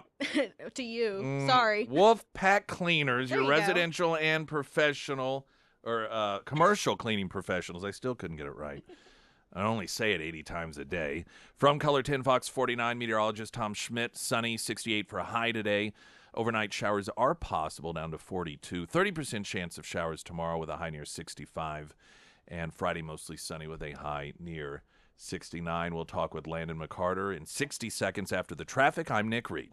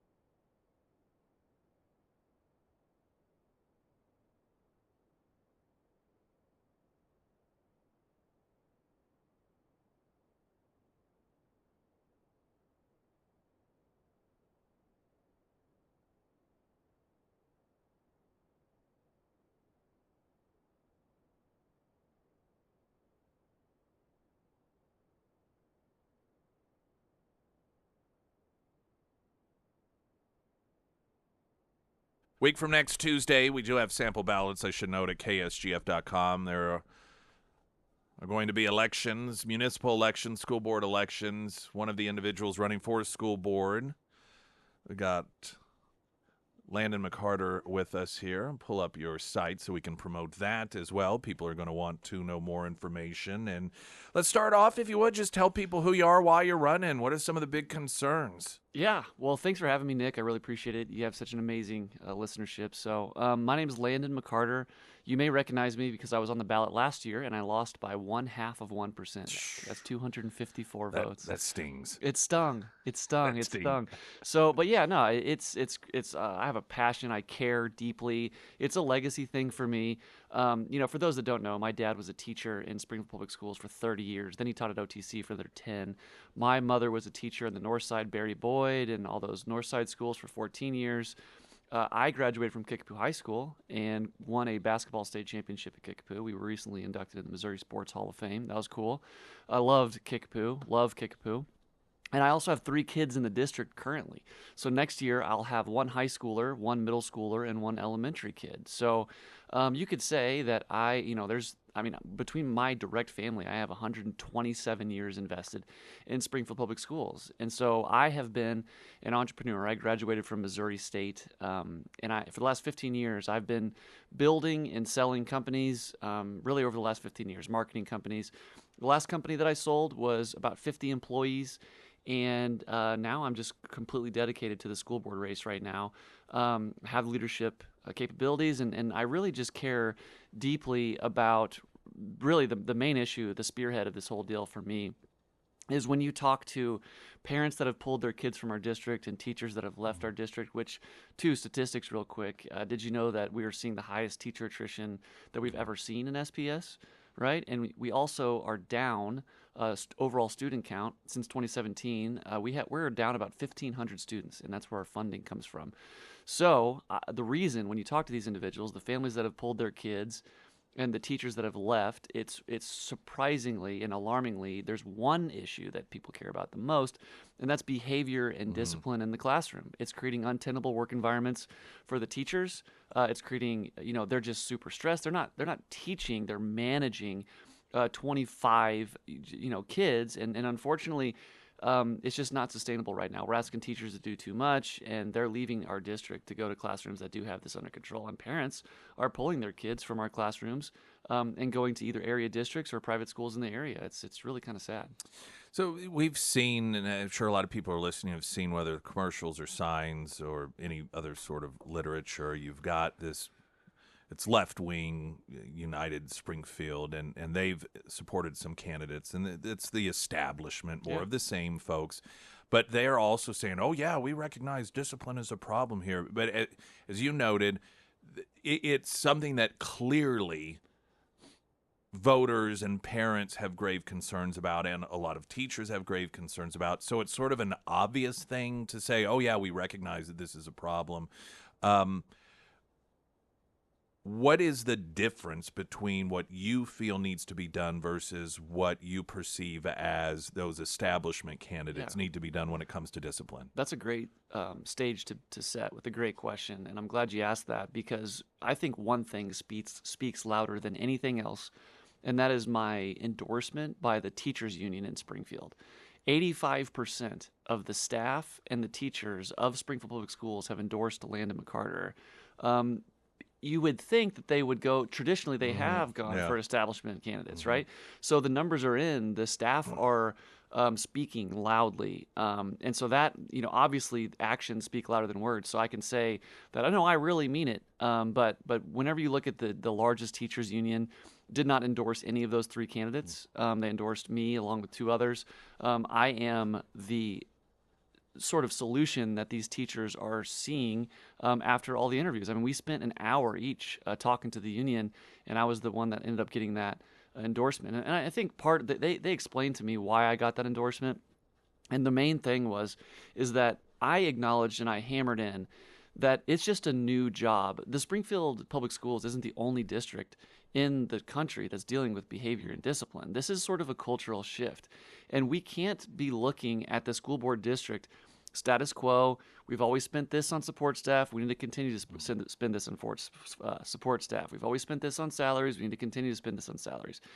I'll tell you another statistic that's alarming. There was a research done. Administration's salaries and pay increased by $17 million. In the same exact period, teacher and support staff increased by $4 million. That's a 4-to-1 dollar. I'm a business guy, Nick, and the term that we use is capital allocation. When you look at the challenges of our district, they are in the classrooms. They are not into the craft administration building. And for us to spend $4 to $1 in the craft administration building, to me, is egregious. And unacceptable. And so not only do I want to, pay my verbal respects to teachers and give them good, strong pats on the back, Nick, so they feel my hand firmly, that's not enough. We've got to reallocate resources in a heavy-handed way to the classrooms, period. One more thing. Next year, we are letting go of 2 support staff at each location of our school. These are behavior techs. These are paraprofessionals. I talked to a teacher last night. She's like, this year is 10 times worse than last year, and next year we're losing 2 of our support staff in our building. She's almost to tears, may quit because of it.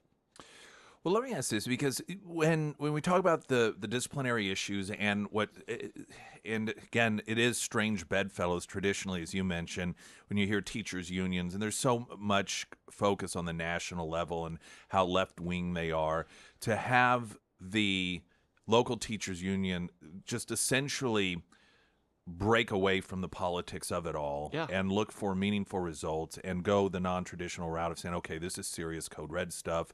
This is why we need people like Landon on the school board, which ironically has actually seen some unity. Yeah. And I say ironically because you've got Unified Spring or whatever. But where's the problem? I watch the news stories that other people watch, and you hear the teachers union say this is a problem. You hear teachers, this is a problem. You hear folks like you, this is a problem. And then they will talk to a school spokesperson that says there is no problem, or we have it under control, and you're just getting misinformation. What is that landscape? What's going on? Yeah, to me, it's just very simple. There's establishment, the word that you used, that just want the $340 million a year that our school district has to go to the same places in the same way to allocate the capital in the same capacity. I mean, look, I'm a business guy. I've been a business guy for 15 years. I tend to think of things in terms of business.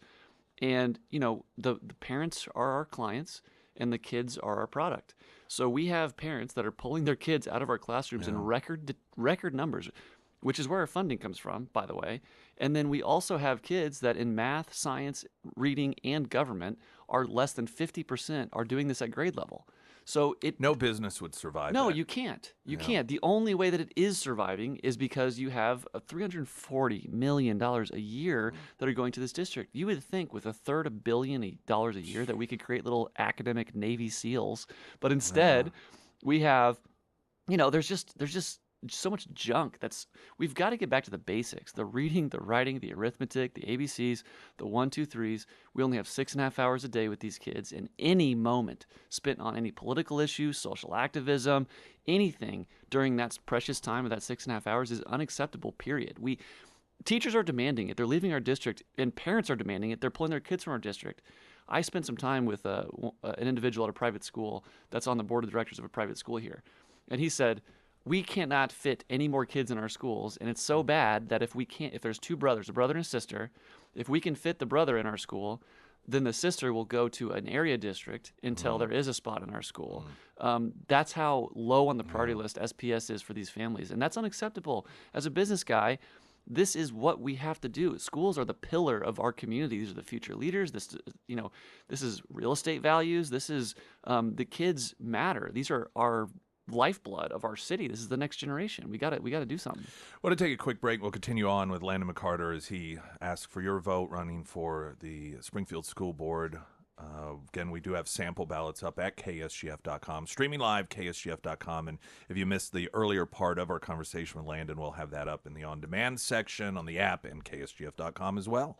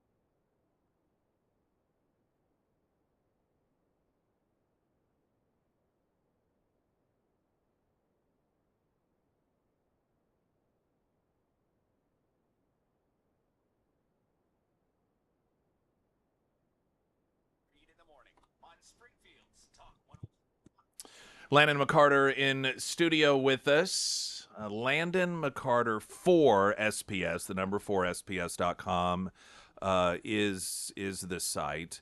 And this is, I believe, and I believe for quite some time, that there's a tremendous opportunity here to really have meaningful change. People always, they run and they tend to say the same things over and over again.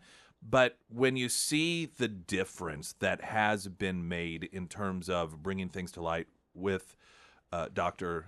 M, who is running for re-election, and there are a couple of other school board members there, and the fight back, the panic of the establishment, and this United Springfield attempt to sort of paint them as, oh, it's all wonderful and together.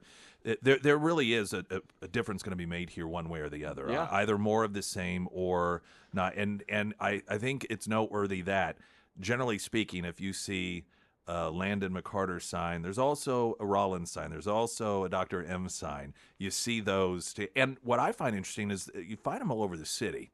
The others, they're pretty typical. Like you drive through some of the elite areas and you see those signs sporadically out there. But what do you think the difference is going to be between whether or not the establishment wins these elections versus people like you? Yeah, this is a very simple answer to a very great question. Again, Nick, this is a powerful interview. So, to your point, I wonder why this election we just saw the largest donation in Springfield Public School history to candidates. $60,000 were given to 3 candidates. That is absolutely ridiculous. What do they want? Why are they so far behind the elites? Why are they so much behind these 3 particular candidates, right? So we just need to get our voter turnout up. That's what we got to do. If you live outside of the city, but inside the school district, you can vote. I run into people every single week that didn't even realize they could vote. If your child would go to Springfield Public Schools and you live outside of the city, you can vote. Last year, I lost by 0.5%, 254 votes. And so voter turnout is a big deal. Unfortunately, 15% is typically what these municipal elections get, And so I do believe that if you're listening to this and it doesn't really just piss you off that $60,000 was just input into our school board election, that's a volunteer-based, nonpartisan role, then that should activate you to not just come to the polls, but bring 5 or 10 people with you. This matters. If I would have just had 5 people bring 10 people to the polls, several times over, I'm in. I'm on the board. So that's the biggest deal in my opinion is does that $60,000 piss you off? Because it pisses me off because that's coming from elite money. If you look at the donor base of that, you know who that is. But it's all unity. Oh, it's unified. We just want peace. And, to your point, I did an event where a lot of these individuals were there. And I said, what do you think the biggest issue is facing the Springfield Public Schools? And they said, I think it's unification on the board. And I said, what do you mean? I go, no. What for the kids? I'm like, what do you think the teachers and the kids and the parents are caring about our district? Oh, I'm like, they're just turning this into a political sort of battle. It's not. This is a nonpartisan role about the kids. We've got to get back to common sense and sanity. I mean, when you look at our numbers, we are just not performing well. And parents are pulling their kids from our district. And we have a cliff that's coming fiscally. I don't know if you know this or not, but not only are we losing our COVID relief funds, since we're down almost 1,000 or 2,000 students, depending on which report you read and if you count the online programs or not, that's going to greatly affect our funding. And so this next year, this is a pivotal election. So please come out and vote in Springfield. If you live in Springfield, please vote. Do your research. Go to my website to see sort of some more information. I think that if there was any silver lining in COVID, it was an eye-opener for a lot of people as to what's been going on. And school board elections up until then largely were, and again, I keep using the term elite, but these people that they just have it's part of their social life. Be on this organization. I'm on this board over here. And that's largely what it was. And watching across the country and here in Springfield, people that aren't part of the elite social club network that are saying, okay, no, this isn't something just for a social resume. No. This is about kids, and we actually need to start providing meaningful results that are successes. And when something doesn't succeed, we don't say, well, let's do more of that with more money, but let's find something else different to do. And for people to actually have the choice of that now, I think is a fantastic thing and a bright light, though it may be distant, but it is achievable for a number of the school districts, including Springfield. Well, thank you for shedding a light. I mean, you're one of those individuals that's got the spotlight right on it, and we are so close. We're so close. We just have 3 more weeks. Anything, I would just challenge your listeners, anything you can do to get an extra 5 or 10 votes. It's not enough for you to just vote. I talked to somebody today or yesterday actually, that's been a avid voter and advocate. And he said it's just not enough to vote anymore. You have to volunteer. You have to give your money. You have to do something because we got to fight back. Landon McCarter, again, the site, Landon McCarter for SBS, and it's the number 4. If you forget, just Google it. You'll find it. Great to talk with you. Thank you. And good luck. Thank you. For the students. Springfield's Talk 104.1. I'm Nick Reed.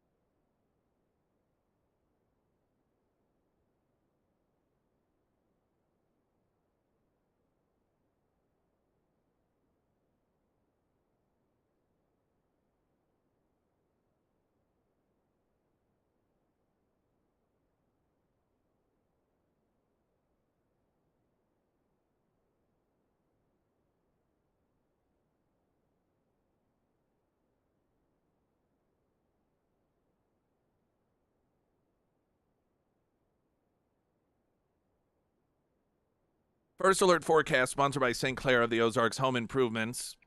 Color 10 Fox 49, meteorologist Tom Schmidt. Sunny, 68 for a high today. Partly cloudy tonight. Overnight showers possible, down to 42. Slight chance tomorrow of some rain. 65 for a high, mostly sunny. Friday, 69. A1 Custom Car Care. If you are looking to purchase a new vehicle to you, but it's pre-owned, do the pre-purchase inspection. It is so valuable. This isn't the government-mandated one so that you can get the sticker and the tags, but it is so you know what you're buying. It's beyond Carfax.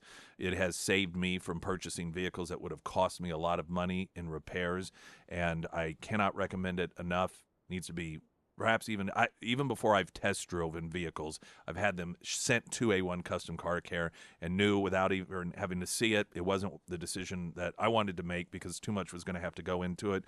It's just a very valuable tool they offer. That's A1 Custom Car Care.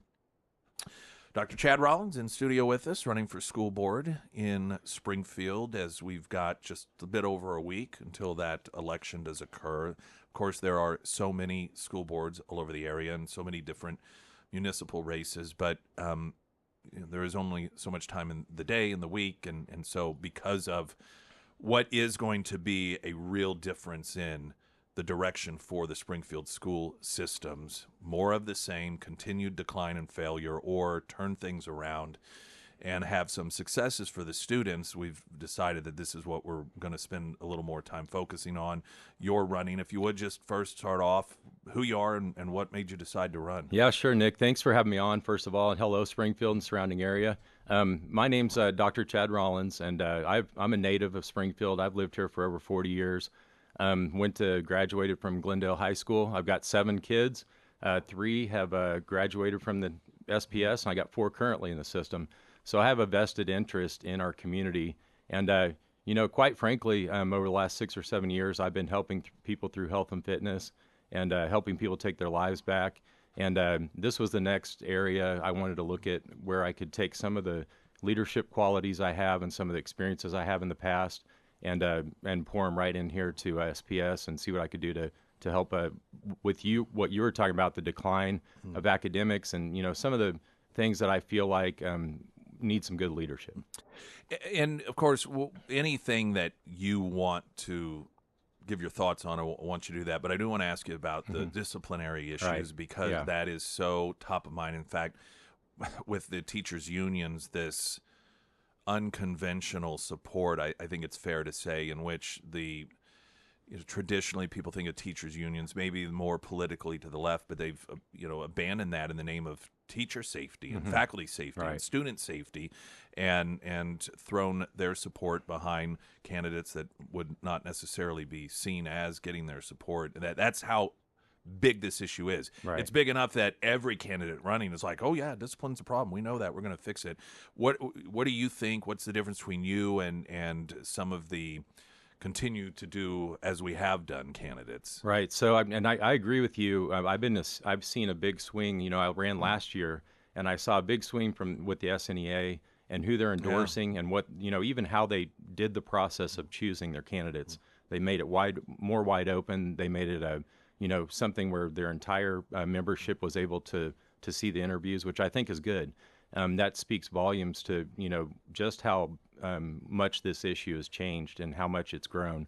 And, the thing is with discipline, I've got 7 kids, and whatever you're going to let them get away with, they're going to get away with. And I think we've kind of moved, listening to Laura Mullins at the, Springfield Public School Board meetings, at the public comments. She's brought some things to the light that we had heard all last year and that, I had brought up in my campaign last year. And that is that, from building to building, it seems that we do have a policy in place, but how often are teachers, bringing students for discipline, and then they're getting told, hey, this is this may be a minor infraction, So they kind of let the kids get away with some things that we really need to hone in, because it may start as a minor thing, but then it just builds up, and then these teachers can't take control of their classrooms, and they can't teach. And so, yeah. Well, and I think also, and this is outsider perspective, you watch these stories and you see a horrific scenario where a girl just gets hospitalized, brutally beaten, and then you begin to be provided with information saying, these students that did this, they've been problems before. This is nothing new. And so you hear that message, but then you hear the people that are administrators saying, oh no, we have zero tolerance. We don't allow this. Like, well, these are conflicting lines of info. Here. Yeah. And so, me having students, kids in school, I've seen the videos of that particular incident. And I mean, it's horrific. I talked to the, father on, via social media to let him know my concerns there as a father also.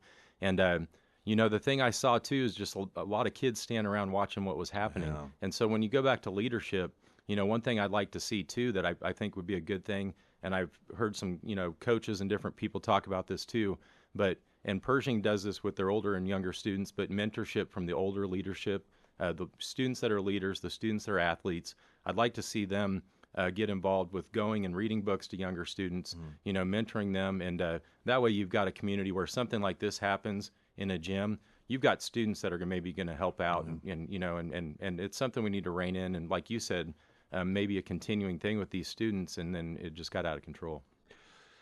Overall academics, it has almost seemed over the years, even some of the comments that have been made during school board meetings, that results and achievements aren't really a top concern, not a top priority. And hearing that at times essentially expressed is sort of horrifying. Right. This is where clearly there's been a conflict between some, and Dr. M, who as a school board member in the past has been on and talked at length about this. Right. It's not getting better. This is why I say this election is so important, because Springfield can get enough new blood on there to, combined with some of that are on there now, to start making these differences. Where do you think these differences need to be made? Right.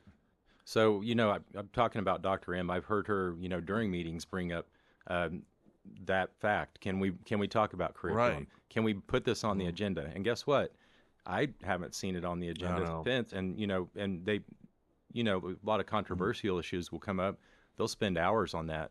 And that's not helping our academics here in Springfield Public Schools. And I think we really need to get back to the basics. They've just recently talked about Chromebooks for kindergartners. And I think there's, that's another, in my opinion, 4-3 split by the board of whether we need those or not.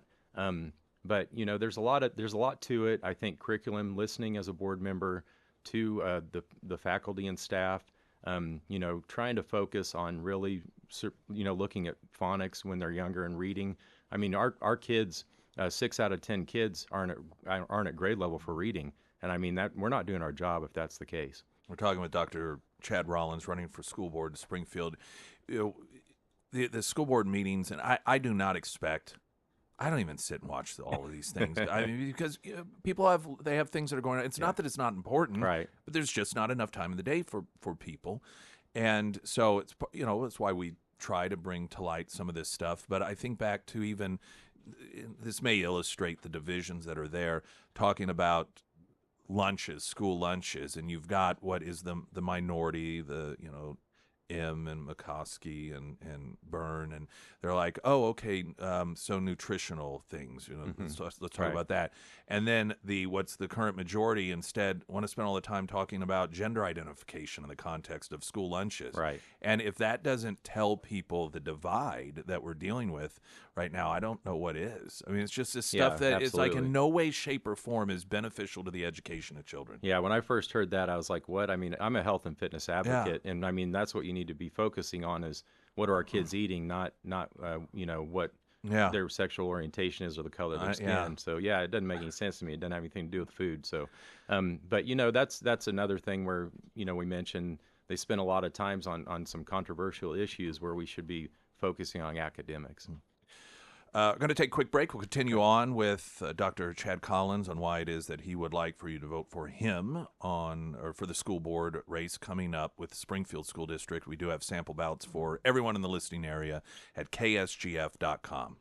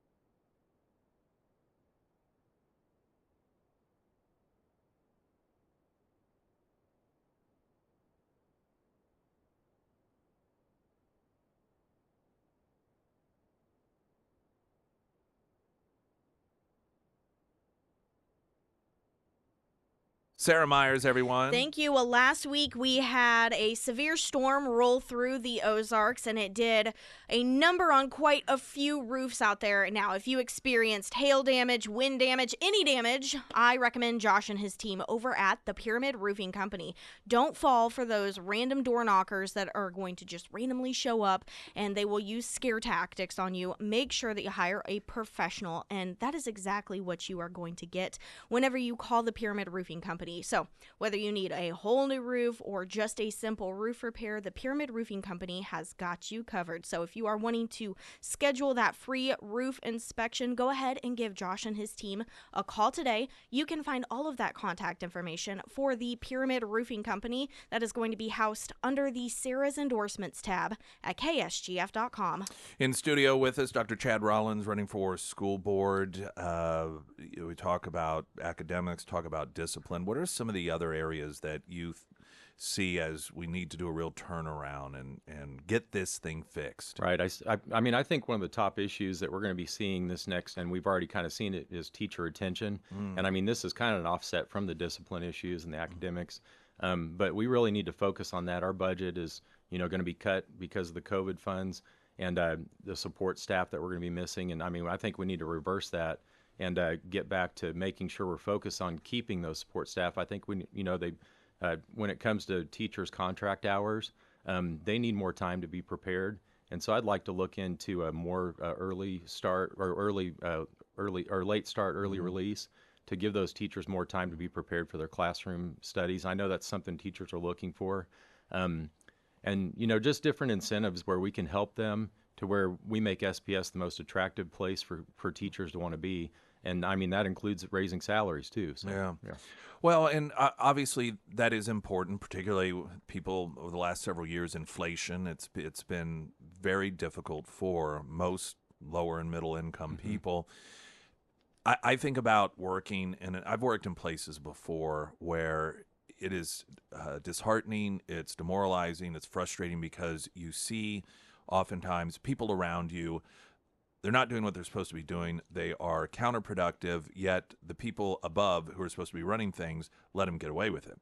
And I can't imagine being a teacher, and when it comes to students that then this is what we hear through the teachers unions and a lot of parents, and I get text messages and emails from people that are teachers, a lot of times substitute teachers also, that they are demoralized because they feel as if much of what is occurring when it comes to discipline is the result of the problem students knowing that ultimately they're the ones who are going to be defaulted to in terms of what they want.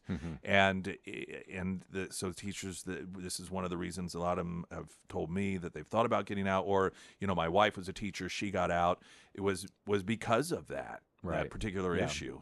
Yeah. And, I mean, we could, I talked to a lot of teachers, and that's a sentiment from several of them. And I mean, I think it's something we also have to get the parents involved. I mean, it's a big overall picture looking at it.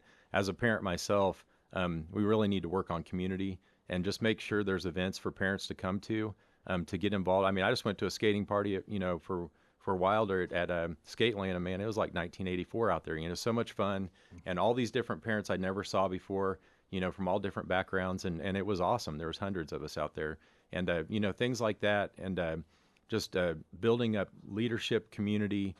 Helping these teachers in the classroom, and we just need to be there for them.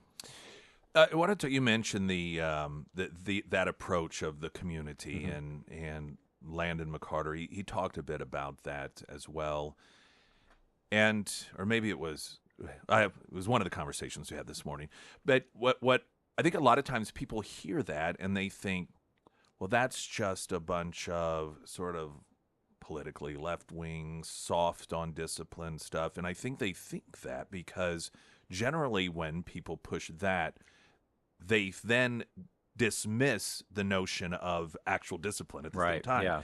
And you can have both. I think it is important to have that community, but then when it comes to, okay, it doesn't always work.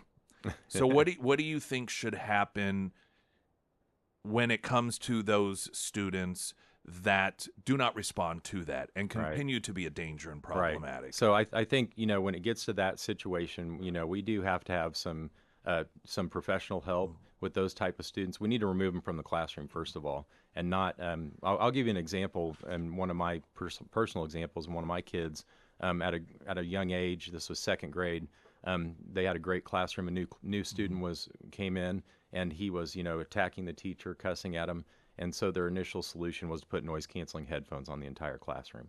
And to me, that's detrimental to learning, obviously. And I've heard situations where in the past where they've taken kids out of the classroom, went in and dealt with the one, and then reintroduced them back, and different things like that. So those that's not going to work. These kids have to be, eventually the principal stepped in a few weeks later, took them out, worked with the student, brought them back into the classroom, and then they were good. You just need a little redirection, young age like that. No mentorship probably at home. But, we have programs like, Studi Alternative School and different things like that. And we're just going to have to make sure that we allow the nucleus of the classroom to be full of students that want to learn, that want to behave. And we need to make that quality learning environment. That's part of our strategic plan. We have to have a quality learning environment for our teachers, and that's how we do it. I'm talking with Dr. Chad Rollins, running for Springfield School Board. Cell phones, this is something that has been noted as potentially one of many solutions in getting things under control. I think most reasonable people recognize it's a distraction. Right. I understand, and I know because I've heard from some teachers that they like, to some degree, the fact that parents can easily get a hold of students, and parents become so used to that. I've done it with my own child. Sure. At times communicate, or she'll text me, "Can you pick me up today?" or whatever. But one, I think we did survive before that, and two, is it really worth it? Is it? And you can have hybrid solutions, you can have just full blown. Not going to happen. What do you think about that issue? Yeah, so it's obvious, to any person that cell phones are a distraction if kids are getting them out during class time. And so, the handbook says no cell phones are allowed in school. So it's kind of up to the discretion of the teacher, from what I get, because I get teachers reaching out to me as well, asking for help, with their students. Well, let me ask. But here's how I feel about it. I think from bell to bell, the cell phones need to be put away, because that way you can learn. And then obviously if a parent wants to get a hold of you, 45 minutes or an hour, however long your class time is, you've got that time in between where you can text back and forth. And I think that's the solution. It's simple. So and I've heard this, that, okay, they are a problem, but then I also hear that they're not allowed. So I'm like trying to figure out, okay, so, if they're not allowed, then why are they allowed? This is the handbook says they're not allowed, but it's one of those things that, like, I don't know if there could be a work policy where you work at where cell phones are allowed, and if administration and the teacher, in this case the teacher allows you to get them out and doesn't say, hey, put that away, or they get kicked back from the parents saying my student, that's where the issue lies. They're not supposed to be allowed, but they are. Well, and the problem with that is beyond the cell phones then, as I give my opinion here, because then that sends the message that the rules aren't hard and fast, and that it doesn't matter necessarily whether it's a rule or not, because they're all up for debate. Right. Yep. That's exactly right. It's printed right there in the handbook. So we're going to take just a 45-second break, and then we'll continue with the final segment as we talk with Dr. Chad Rollins, running for Springfield School Board. Up next, I'm Nick Reed.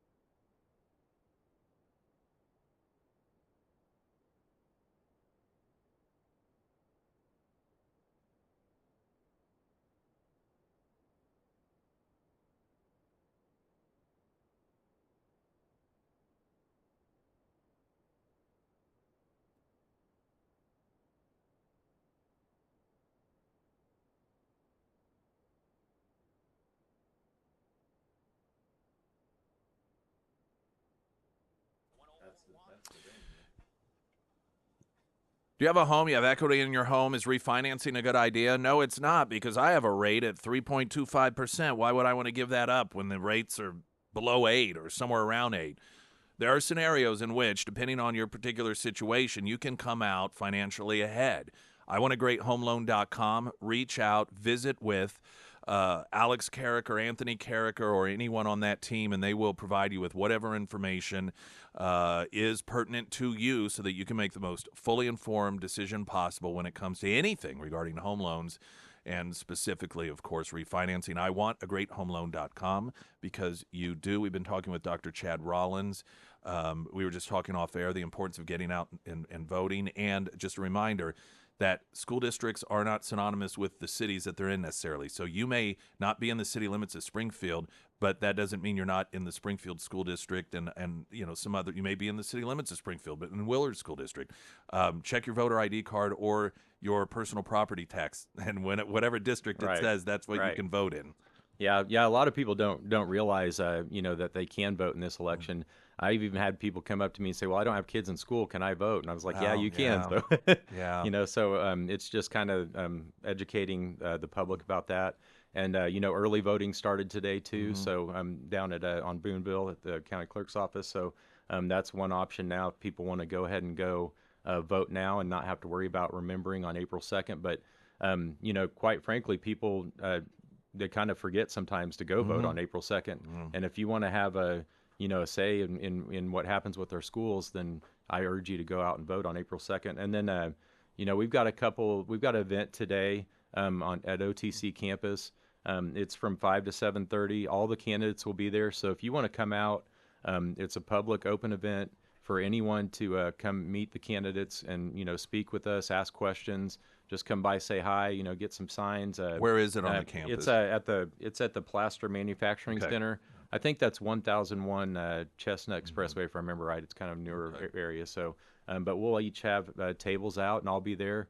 And I'd really enjoy meeting you and talking to you. And as a parent of kids in the school system, talk about your concerns and what you'd like to see from me as a board member, or whatever you are as far as your stakeholder in the district here. Well, I appreciate you coming in. I think listeners probably do as well. Mm-hmm. And I would echo what you said about, even if you don't have kids in the school district, one, you're paying for that district anyhow.